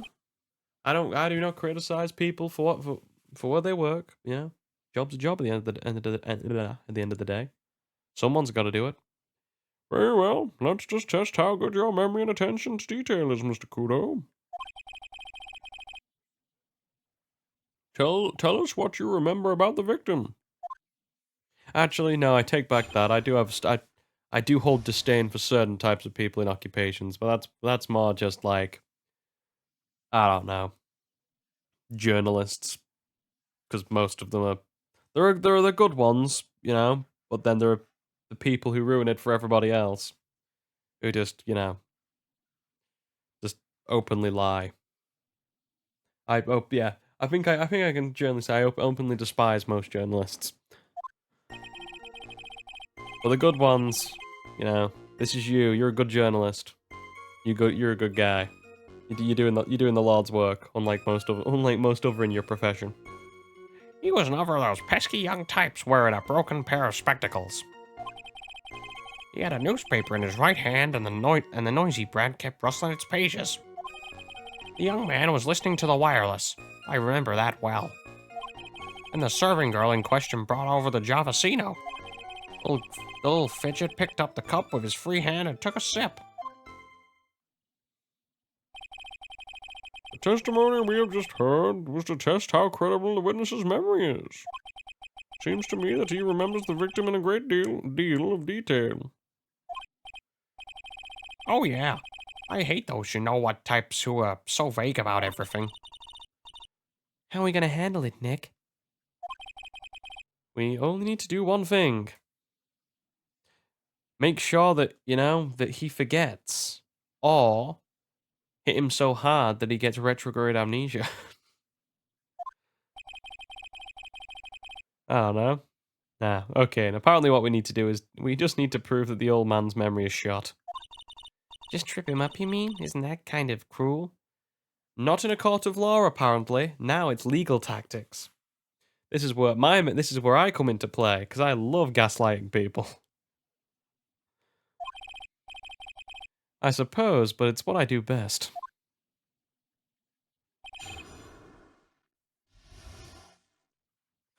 Yeah, I'm sorry. Gaslighting is pretty funny. I can't help it. I mean, not outrightly, just not doing it for dick reasons, but just for the point of, well, yeah, pretty much. Be doing it for a bit of a dick reasons because I do find it somewhat funny sometimes. Like I'll be watching something, whether it's with like usually it's with my other half, which with my other half, and it'll be like she'll be like, "Is that this guy?" And I'm like, I don't know who you're talking about." And she'll be like, "It'll be someone really obvious, an actor." And I'm like, "No, never heard of him, don't know him at all." And she'll get progressively more angry to the point where she knows that I know him, but I'm just refusing to answer. And then she'll let it go eventually. And then about half an hour later, or whatever, for how long, I'll be like, "Hey, isn't that the dude from X?" And she'll just, you know, pop a cap at me and hit me. I think it's funny because it makes her mad. I can't help myself. I'm just a bit of a dick. That's how I get my kicks, I guess. Okay, and let's start pressing statements. Spectacles? Dark glasses to you. One of the lenses was green, but the other was broken. Newfangled rubbish. That's why I remember him so well. Did he have some kind of lens over his left? He did have some kind of lens over his left eye. Yeah, that you know, they were Phoenix Wright, Capcom predicting Google Glass. What, 5-6 years before it even was said it was going to be a concept? I wouldn't have called it a pair of glasses. He seems to have been wearing some rather modern-looking shades. Well, he's got his scouter on. He's measuring power levels in the restaurant. Perhaps I should take to wearing perhaps I should take to wearing some rival Mr. Godot's sharp appearance. I mean, I don't think many men can pull off a facial visor. I don't think anyone actually can, without looking like a complete and utter moron, or looking like Cyclops from the X-Men. I think that's the only time that wearing a visor is acceptable like that. Otherwise, I can't see how it's gonna look right. Ah, you better come up with something sharp and quick. Guess I'll wait and see if I should challenge him about the spectacles. Well, it's a contradiction, but it's not a big one yet. Got a newspaper in his right hand and the noisy brat kept rustling its pages. And that's my phone fully charged. Hang on. The newspaper was a sports paper, wasn't it? That young hooligan. I nearly asked him, can you even read it without fidgeting? Oh, whoops, daisy. Wrong one. I forget this isn't on my computer. To be fair, the good thing is, if I do finish this, because the Apollo trilogy's just come out, we could go into that like next year. I don't know how I'm feeling about it though. It all depends. Because I've not obviously finished the Apollo trilogy as of yet, because that's Apollo Justice, which I've finished, which I've done, Dual Destinies, which I've done. I've not got around to Spirit of Justice, and I bought it on the 3DS, so I want to play it before I play it on anything else to justify my purchase. I'm stubborn like that. And because the eShop's dead, it's not like I can return it or anything. How was I supposed to be able to read the back page of all the rustling going on? I need to find out if Guts and Brawn retained his championship title or not. It was his paper, not yours. If you wanted to know so bad, why don't you buy your own? Or better yet, just ask him. Why are you looking at me like that for? How dare you? Ow! Guts and Braun got beaten yesterday, by the way. Anyway. The young man was listening to the wireless. I remember that well. The wireless? The decadent young rascal. In my day, it was one or the other. Read the paper or listen to the wireless. Well, you know, us young'uns can multitask. I can't, but some of us can. Oh boy. And using an earpiece, it's selfish, that's what it is.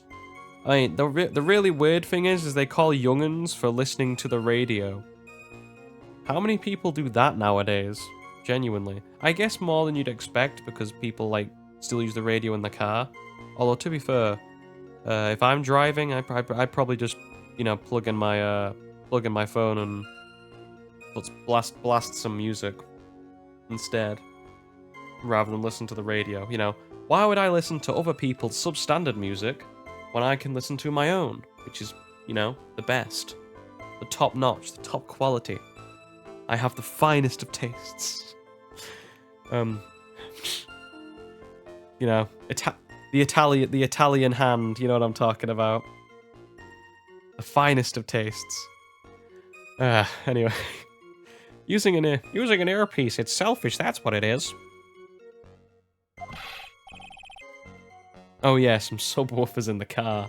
Yeah, that's what you should do. You look like the just deck the car out looking like the what's his name? You know, do you remember the things from Cars? I've been watching a lot of Disney films recently with my nephew. And you know those cars that like the movie Cars, those cars that light up. Doesn't one of them have like a boombox in the back of the car, or like a jukebox or something like that, with speakers? That sort of kit. That sort of kit we need. Although I do know one actual car that does have something like that. From where I live, not like close, but around in the area where I live, there's definitely one car that I know that has like, you know, the whole like speaker system in the back of the car. Anyway, enough about music. I was straining my ears, but I couldn't catch any of it. You was that desperate to listen to the radio? What are you looking at me like that for, hmm? How dare you feel sorry for me? Ow. Okay, and press the next statement.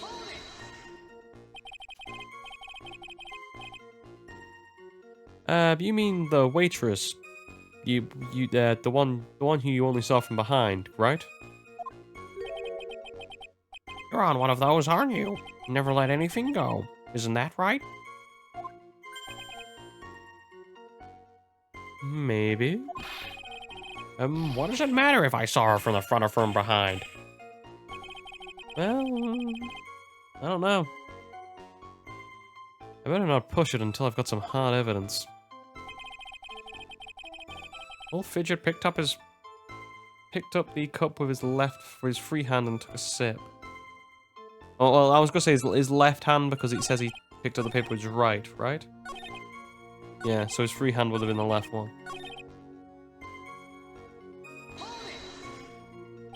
His free hand? Yeah. Which hand was that? Weren't you listening before? Cloth ears? I said he was rustling the newspaper with his right hand, didn't I? His free hand wasn't his right, then which hand do you think it was, you moron? You know what? This will be a rare one where I actually agree with the defendant. Phoenix, you're a moron. Come on. 2 + 2 = 4. You can work that one out. Perhaps the great Mr. Trida's free hands. Well, my nickname is... No, not going for it. And that'll have to be free legs, not free hands. So, I'll miss out on that joke. Yeesh, I was only asking, knowing to gang up on me like that and treat me like a freak. The whole point of this cross-examination is to establish just one thing. This old man's memory has more holes than a slice of Swiss. I guess we just need to find a contradiction somewhere, huh? Anything will do, even the smallest detail. We just need one mistake and he's ours.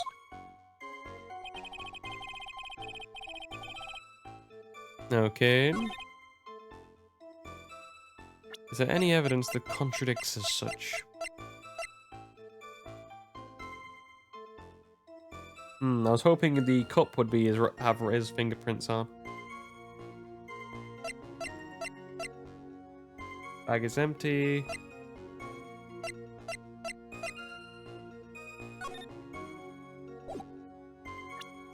Can we use, is there a picture of the crime scene?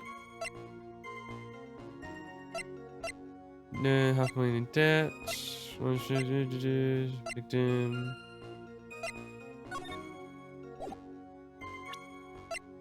I was hoping there was a picture of the crime scene so I could abuse it.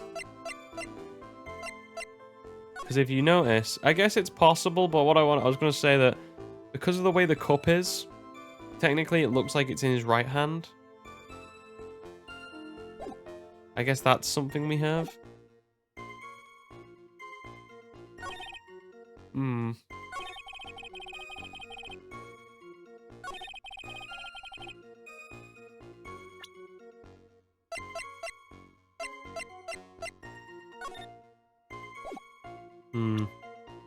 Left by the victim, doodle is a hand-arranged drawing. I'm just checking there's nothing in particular that would potentially do me in.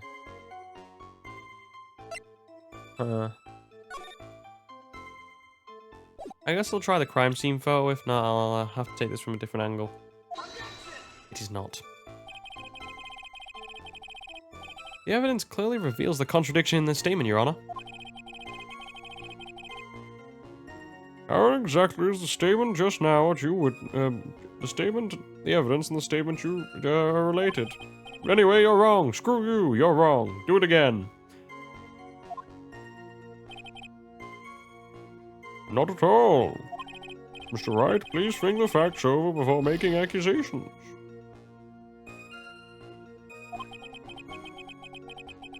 I don't think that won me any points with a judge. Has to be... I mean, the only other thing I can think of is the cup. Because... The only other thing I can guess is the cup because... It's the... I'm trying to think of a way to phrase it.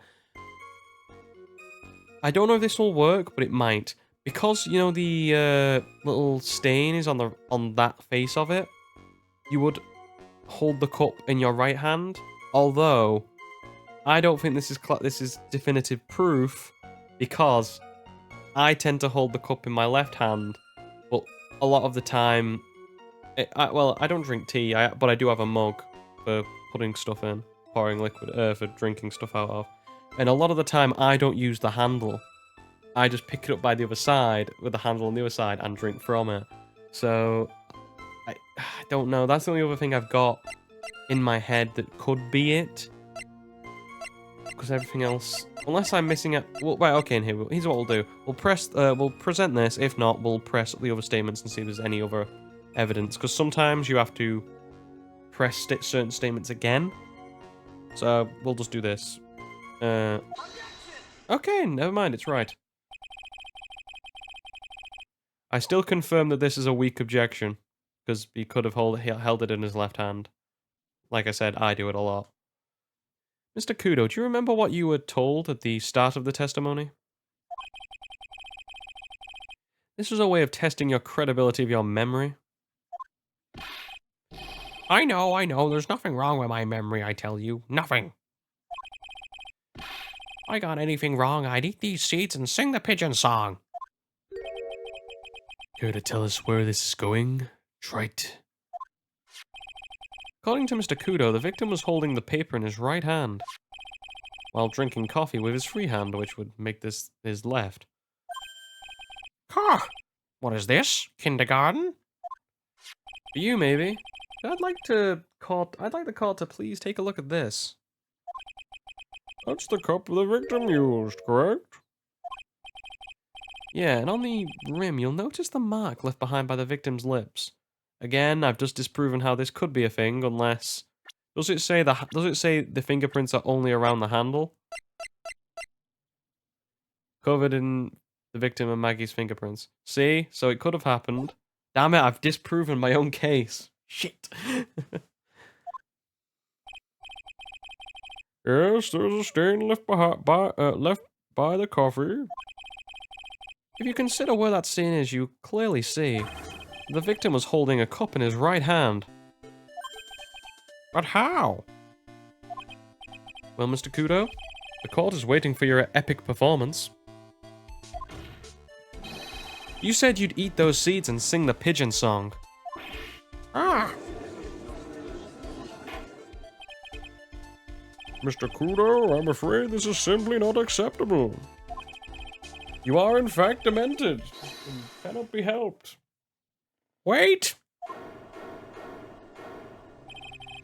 You think I'm going to stand here and listen to you tell me I'm mad? You're wrong. I don't care about your dirty coffee cup. I know what I saw. You still insist on your testimony? That young brat was holding the cup in his left hand. Oh yeah, no question. I'm a good law-abiding citizen, I am. It's that dead young hotbot in you, you spiky-haired yahoo, who are at fault. Who, me? Thank you, old man. We've heard quite enough from you already. Don't call me old man, old man. Been around for 68 years, I have. You can't ignore me. Listen to what I've got to say. I'm sorry, Mr. Kudo, but... Sure. Why not a little more? Mr. Gatto? But this is my 16th cup of coffee. After the 17.5, gotta go for a piss. So this is your final stand, 'cause I am well and truly bursting. Thank you, Captain. You can rely on Victor. I mean, to be fair, if you did have 17 cups of coffee, you would be crying for the toilet. It'd be like, like, I don't know about you guys, but like I'm a quick drinker. So like if I go to like the cinema, I'll finish my drink quite quickly. And then if it's a long film, I will sit there and it be in pain. I think it was The Hobbit where I sat there for 2 hours just in pain, and then just so I could sit there and watch the whole movie because I was like, Lord of the Rings was massive. I love Lord of the Rings. I think it's one of the greatest film trilogies ever. I think it's one of the best ever. I think all three of them are great, really great films. So when The Hobbit came out, oh, and also I'm a sucker for Middle Earth lore. Love J.R.R. Tolkien. Um, and then so I sat there for 2 hours, and like as soon as the film was over, and as soon as the credits started rolling, I just poofed out of there and was like, "Rah," and just ran as fast as well. I'd say fast. You know what? You can't really run really fast when you're you can't really do that. You can't really sprint when you're peeing or when you need to pee. You've got basically a water balloon sitting there. So it's more like you try to walk as briskly as you can without trying to you know, wait yourself. So anyway, on to the next thing of the trial.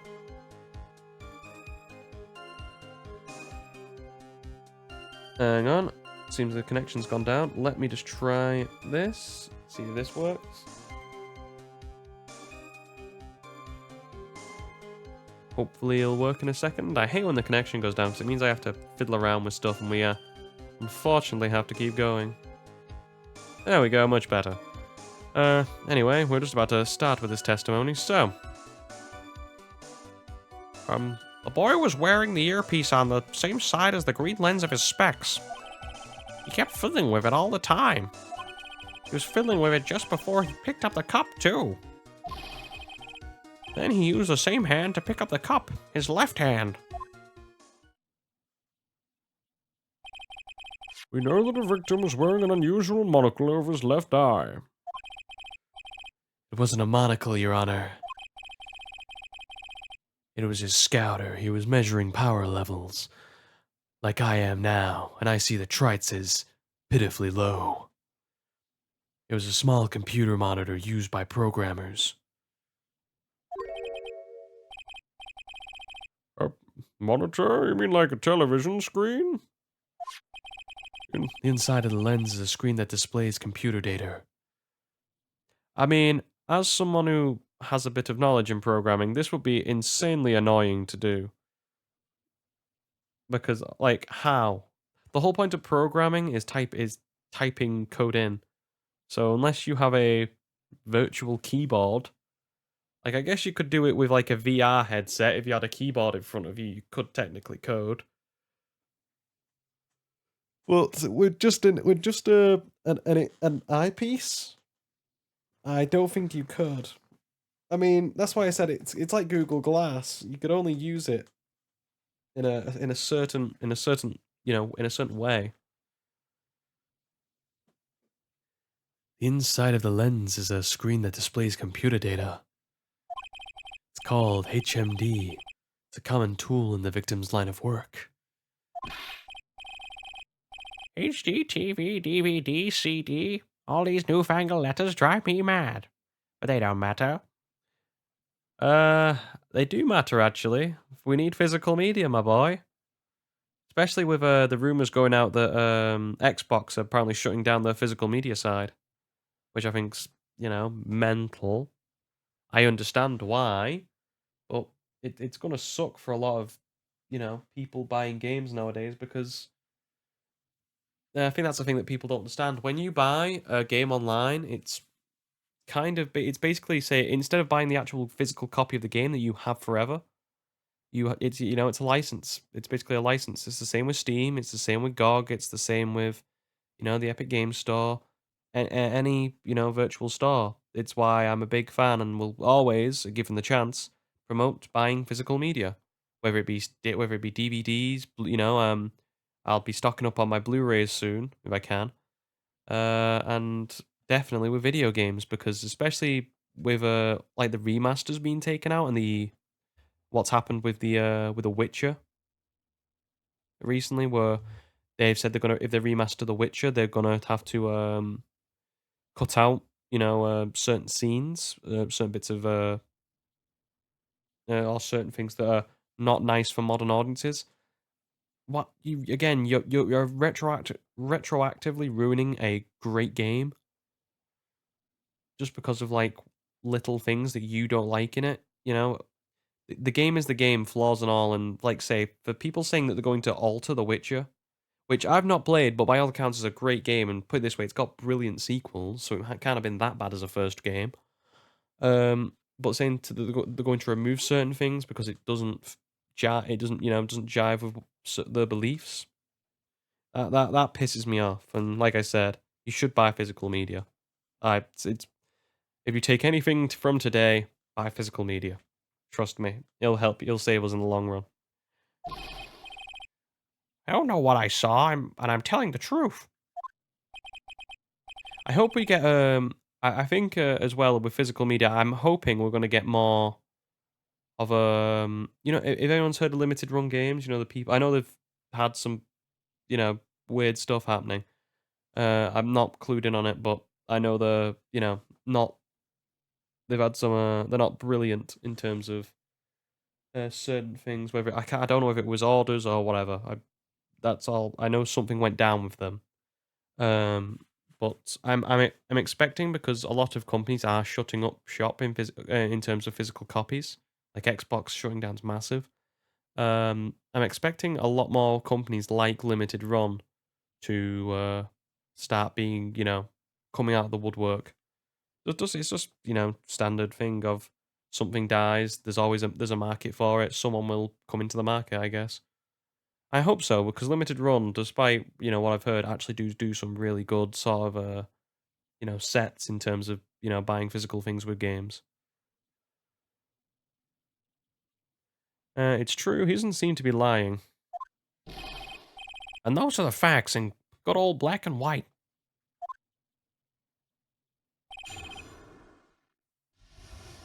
Yeah, exactly. Like I don't have a CD player. I have a in my PC. I have an extra. I bought well, I didn't buy. I got gifted um a like a portable CD drive that but like USB plug in and it connects to your PC like that. But yeah, that's what I mean. Who gets an optical drive anymore? Who gone I've got somewhere old floppy disks that I used to put in to I used to use with my dad's old the family computer. It wasn't my dad's. My dad had a compact laptop, but there are floppy disks that I used to play stuff on, which is funny now because it really I really irks me that kids don't know what floppy disks are. It makes me feel old. I mean, if I held up a floppy disk and said, "What's this?" They'd say like the thing that I know because they've said it before is the save icon from Microsoft Word, and that I don't know. The grey hairs are coming in, guys. Every time I hear that, I'll just go more grey.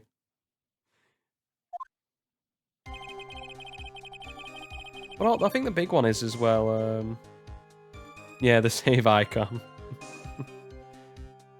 But yeah, with even like with I'd recommend it for all forms of media. I'm not a big and to be fair, I'm culpable as well. I've said like I'm culpable. I buy games off Steam. I buy games off GOG. I occasionally buy games off the store on the Switch or on the PlayStation. But you have to buy physical media. That's why because otherwise it seems they either want to change it to where or it just becomes inaccessible. And you can't get certain content anymore, which is a shame. Because, it's good stuff. Because, like, say it's like Nintendo with their games. There are probably certain games that they won't put on the Switch that people want to see, that they can do. They have got the licensing for, like say like with the virtual consoles and stuff like that. That they just won't thing because they don't want it around, or maybe certain other games. I don't know. I'm just saying it happens. I'm not claiming anything that this game is banned because I'm just saying it does happen. Companies do that. Anyway, let's start pressing statements. Well, that's the thing as well. That's why I don't think games companies can be mad at when they go, stop playing that, stop playing our old games illegally. Okay, give me a reason to. Oh well, give me. Okay, and then I sort of feel for the people. I'll rephrase. I sort of feel for the people who do emulate games.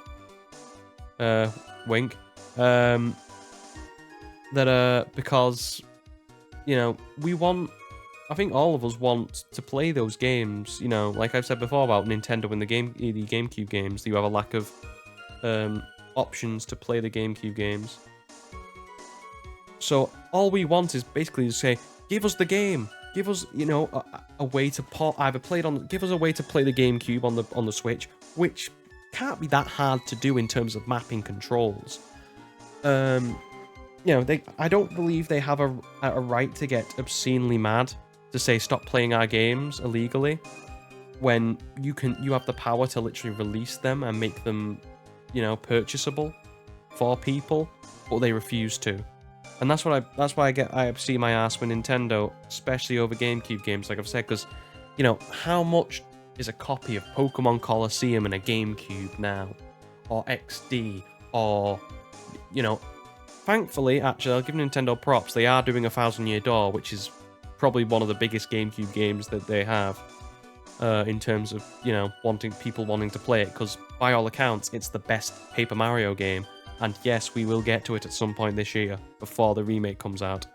You can mark my words on that one. But yeah, it just frustrates me.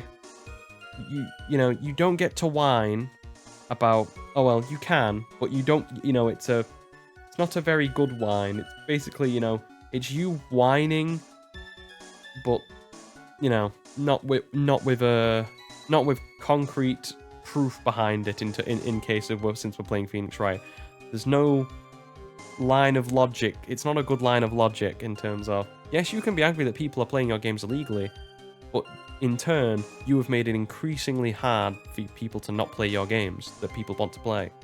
You're not servicing the customer. You know what I mean? It's wrong on both sides. But obviously, never should you be playing games illegally and you know, pirating games and potentially emulating them, and Nintendo or anyone else doesn't want that at all. Especially the old games that you can't get anymore.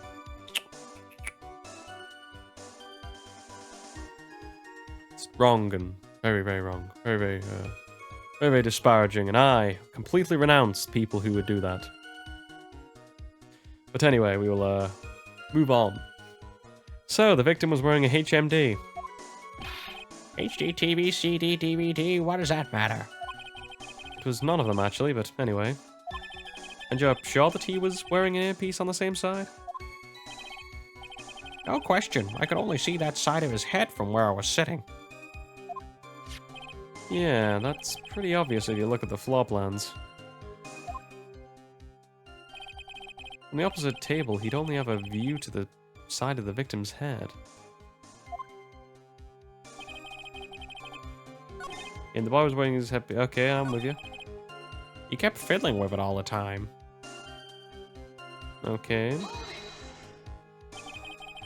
It seems you kept an eye on Mr. Glenelg. He was getting on my nerves. Rustling that newspaper and fiddling with the earpiece all the time. Then he went and made all that fuss dying from one sip of Javasino.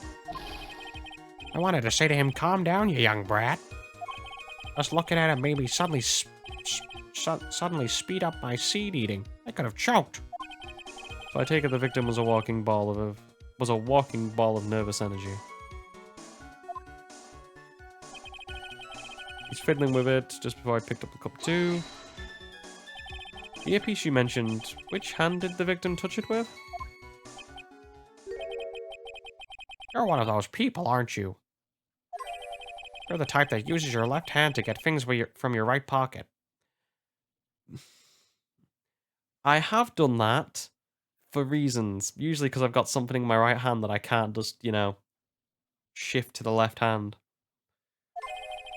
Or fastened your left cuff with your right hand. How do you not fasten? How can you fasten your left cuff with your left hand? It's a cuff. It's literally on your arm. You'd have to break your foot. You'd have to break your wrist to try and actually get there. When the tour guide says on your right side, you'll see the famous blah blah. You're the only one who deliberately looks left. Well, aren't you? No, I didn't mean. Obviously, he used the same hand on the side of his body that the earpiece was in. Ow! Ow! Ow! So if he had the HMD on his left side, then it was his left hand, I guess.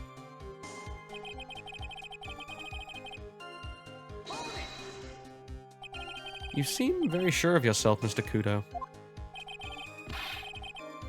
That's because I know what I saw, no matter what tricks you try to play on me. Looks like he really did see the guy picking the coffee cup up with his left hand. This is a dead end. Well, Nick, what do you think? I think the guy's telling the truth. Even so, something's not quite right. And check evidence at him until he breaks. If he's not lying, there won't be any contradictions in his testimony, right? To be fair, I've been looking at physical media, to be honest, recently. Just in terms of I noticed there's a little project going on with a thing that you can trade Pokemon, or a way to trade Pokemon between generations 2 and 3, which I kind of like because you know I'd love to go back and spend some of my free time just like going through the old Pokemon games, completing the Pokedex, that sort of deal. Just because it's, you know, as a child I didn't, you know, I only have Fire Red, I couldn't get Leaf Green, so I could never finish the Pokedex. And when I was younger, I just never really I don't know. With like, we had Ruby and Sapphire, didn't have Emerald, so certain Pokemon were a bit more difficult to get. And then I got Emerald when I was older. And then Diamond, Pearl, and Platinum. I think I just didn't care about. I think by that point I was just not bothered about the completing the Pokedex. Black and White, missed out on Black and White too, and then just obviously didn't care because I didn't have the, you know, other games. I think completing the Pokedex is a thing I'm going to do. And to be fair, now it's the reason I actually play Pokemon games rather than actually for the battling in the story. As strange as that sounds. So anyway, let's find this contradiction. He was wearing the same earpiece left hand side of his green specs. He kept fiddling with it all the time. He was fiddling with it just before he picked up the cup too. Then he used the same hand to pick up the cup, his left hand. Is there anything here?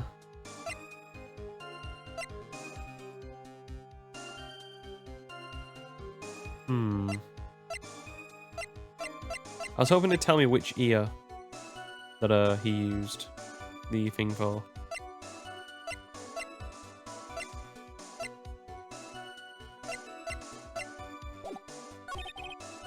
Fiddling with it just before I picked up the cup. Kept fiddling with it all the time. The boy was wearing the earpiece on the same side of his specs. What evidence do I have to contradict that? It's like, say, Glenelg did have it. Oh, his left eardrum was ruptured. Okay, now I can work with this. Same side of his green specs. He kept fiddling with it all the time. Fiddling with it just before I picked it up too, and then he used the same cup with the hand. I'm assuming I was wearing the same earpiece on the side of this green lens of his specs. Do I press this or do I present this statement on this one? Because it's Why would he have the left-hand side over his eardrum, which had ruptured? I'm assuming it's that of all, if anything. It has to be, doesn't it? I assume so. Otherwise, it doesn't make any sense. Thank you. Just because that's the only one that made sense to me, anyway. I'm not sure what the relevance is, but, Mr. Kudo, there is something very strange about your observations of the victim. What? You say he was wearing the earpiece on the same side as the HMD. No question, you can lock me up if I'm wrong. It was in his left ear, without a doubt. I could only see that side of his head from where I was sitting. I don't think so. What did you say? You're no doubt unaware of this fact, Mr. Kudo, but the victim couldn't hear with his left ear. His eardrum was ruptured. Eh? Traces of medication for his condition were found in his ear canal. That's right, it's impossible that the victim was wearing his earpiece in his left ear, because he couldn't even hear in that ear.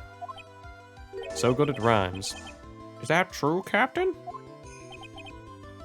It is.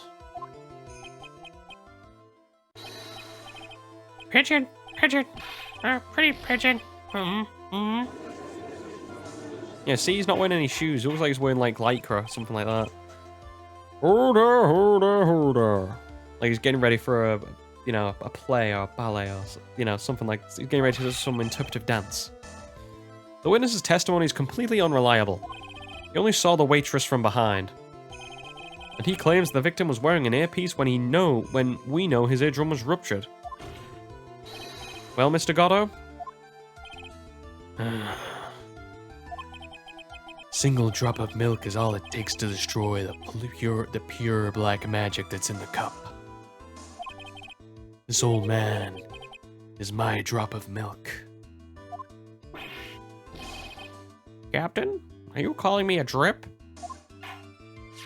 That's what I like about Goddo as well. He does, like you say, plays by the rules and is prone to making mistakes, which I guess is foreshadowing for later.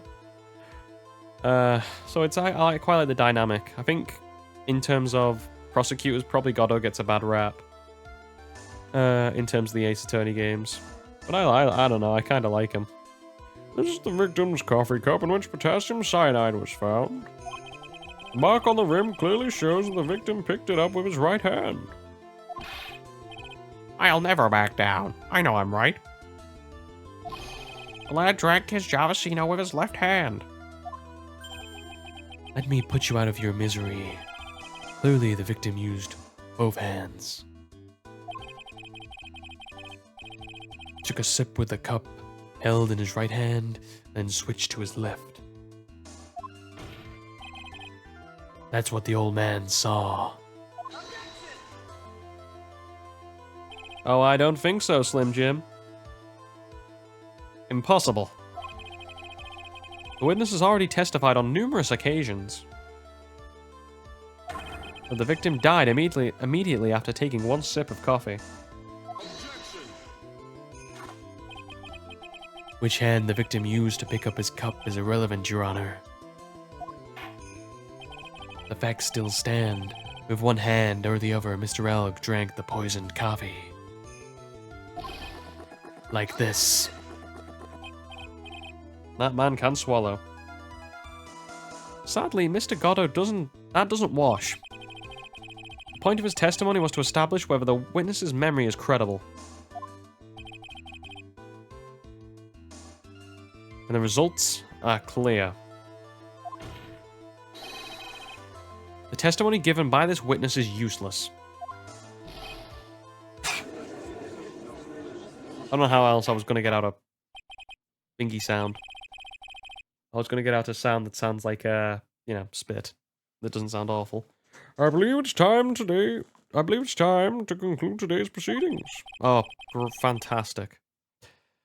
I'm satisfied that the witness is not deceiving the court, but to be frank, his testimony is a farce. Did you have to be so frank? Take that, you pompous old fogey. I'm sorry, Mr. Kudo. You can't reach me from here. Also, I have a beard, so I can protect myself.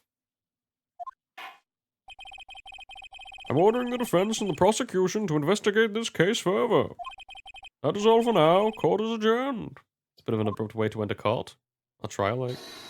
Never mind. The witness? Wait! If we stop now, where does that leave me? Leave you, Mr. Kudo? Thanks to that blue-suited young upstart over there. I'm just a bumbling old man who can't even dot his T's or cross his I's now. How is your bad memory my fault? I'm sorry, Mr. Kudo. There's nothing I can do. I've kept my mouth shut until now. But there's something else the court should know. What? There's more? Well, this is technically him indicting himself of a crime, because you're intentionally leading the court, I would say. Because you've just admitted to admitting something from your testimony. Or omitting something from your testimony. To be perfectly honest, it might not be anything. But I want another chance. I want another crack at you, you young shark. Me? He's looking at me like I'm some sort of evil shogun. Shoguns are pretty cool, though, so that's respect. Well, everyone, what do you say for one final showdown? The final chapter in this eccentric old man's scrapbook. Sorry, Gramps. I've already had my 17th cup of coffee. What have you got to lose, Captain? His bladder?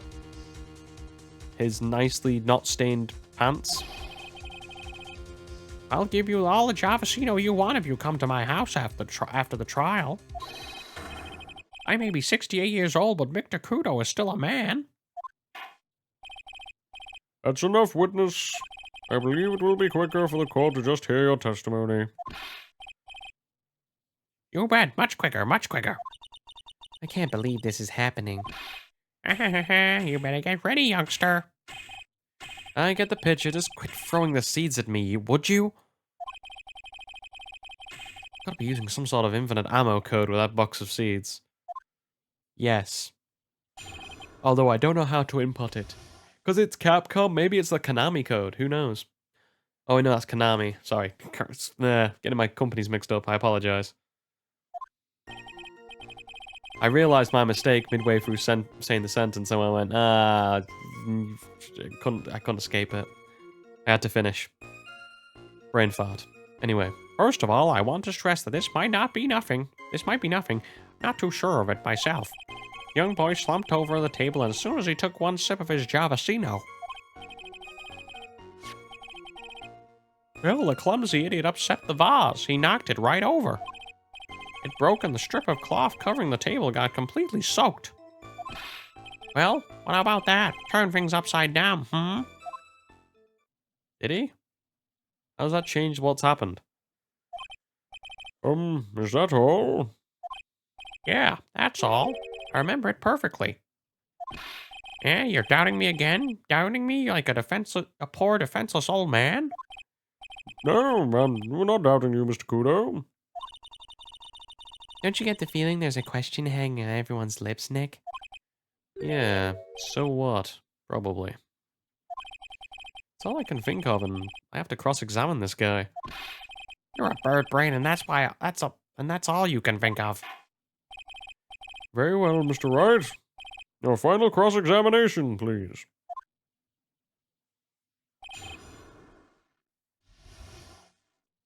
Okay, and let's dance.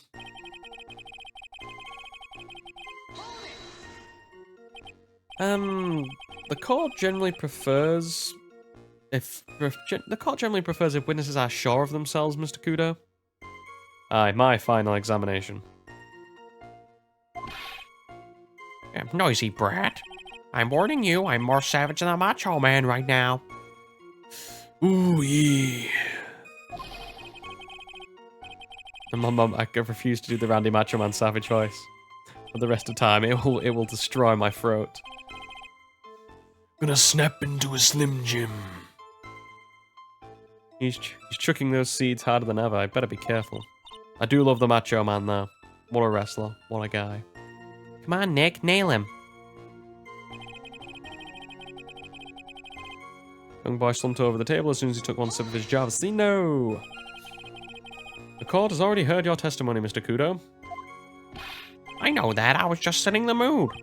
How else am I supposed to build up the suspense, hmm? The suspense? Yeah, now what do you think? Should I work on the audience a little bit more? No, please continue, Mr. Kudo, as quickly as possible. Mr. Gondo has to get to the bathroom. Alright, now where was I? Ah, yes, the boy slumped over the table and... Clumsy idiot upset the vase, knocked it right over. A vase? Vase? I don't know. Is there actual any thing over like the definite article of how to pronounce vase or vase? I tend to switch between the two, depending on how the sentence sort of aligns up. A vase, you say, or a vase? A vase sounds probably nicer. Yes. So it was. Yes, all vases are on the tables in that place. There are accidents waiting to happen. They're practically begging to be knocked over. I'm sure there's probably stuff on the channel of me actually saying vase, but well. Well, he's right about there being vases, but I do remember seeing them too. There was a vase on the table when I ate lunch. Yeah. Sorry, trying to hold back a yawn, and I get a big yawn for my troubles.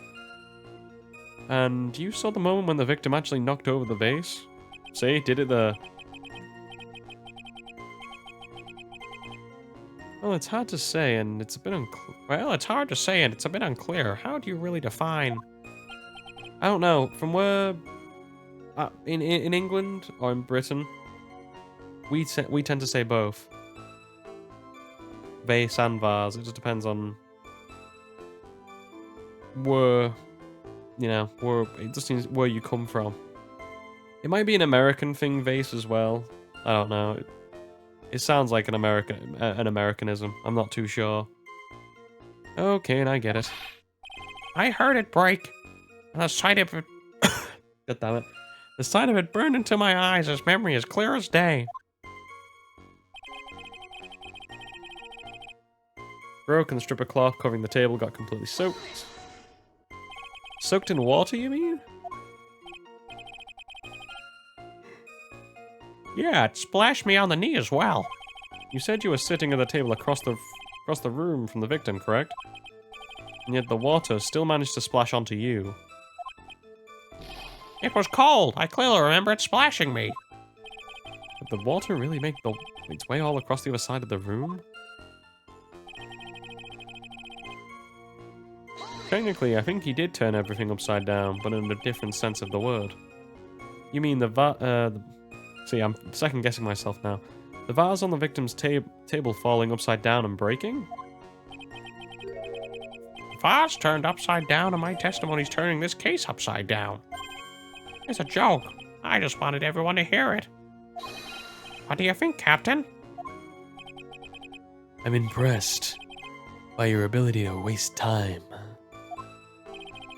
Godo hasn't raised any objections for a while. Would you raise an objection when you're on 17 cups of coffee? I wouldn't. I'd want this trial to go as quickly as possible. So now, young show-off, with that scrap of information, I'm throwing down the gauntlet.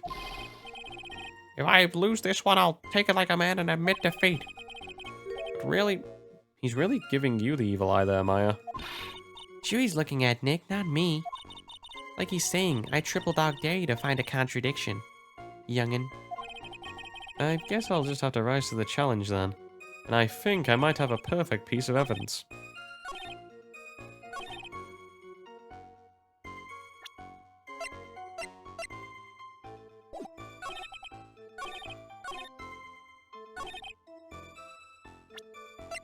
I can just find the right thing. No, not them. Now, I don't know. Is that water there? Or is it not? Well, whatever it is, we got it right. Mr. Kudo, this is a photograph of the crime scene. so what? Look carefully at the table, if you will. The vase is there, intact. Oh yeah, that would have been a bit more obvious. I just... Well, okay, never mind.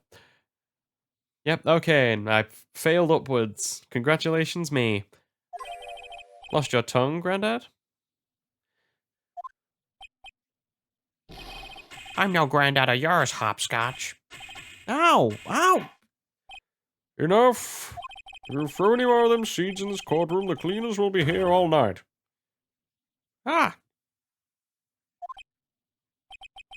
What is it now? I just remembered something. Yes, go on. The broken vase. Yeah, it was on my table. What? Well, you see, startled me when that young lad collapsed. So I stood up. That must have been when it fell over. The vase on my table, I mean. The vase on your table? Yeah, it was on my table. And that's how my groin came to be completely Yeah. What an excuse. He just wanted to get his testimony in. Because he just wanted to get this testimony in. Just because, so people don't out him for what he's really doing and why his groin was completely soaked. I mean, clearly it was the spilling of the vase and not anything else. Anything at all. You know, nothing that he has a certain liking to that he might have been interacting with at the time.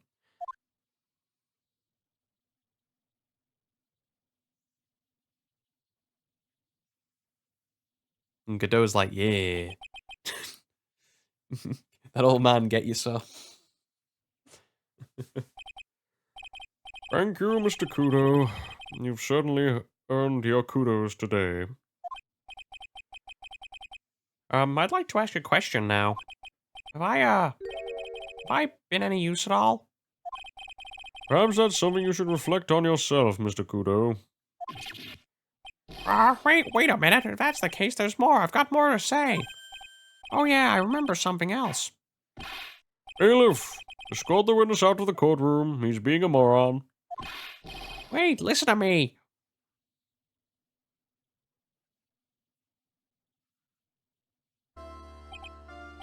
Well, we have been considerably sidetracked. I am still not in a position to deliver a verdict. The defendant has not been positively identified as the waitress in question. Additionally, there are two disparities in the testimony we have heard just far. Mark on the coffee cup that the victim supposedly drank from his left hand. And the earpiece, which was inserted into his left ear, out of which he couldn't hear. Wow, Nick, you did it. I therefore require both the defense and the prosecution to further investigate the facts. Yes, Your Honor. There's one more thing before I call today's session to an end. One more thing, Your Honor. The witness we have just heard from now, I just heard from them, is the most insistent that his testimony should be of use. So he summarized accordingly into this statement. Okay. You may each have a copy of it if you wish. Whatever. The prosecution doesn't need props like that. Gatto's really mad, huh? Yeah, I would be too. Very well. Here you go then, Mr. Wright. Here are 3 copies. My own, yours, and Mr. Gatto's.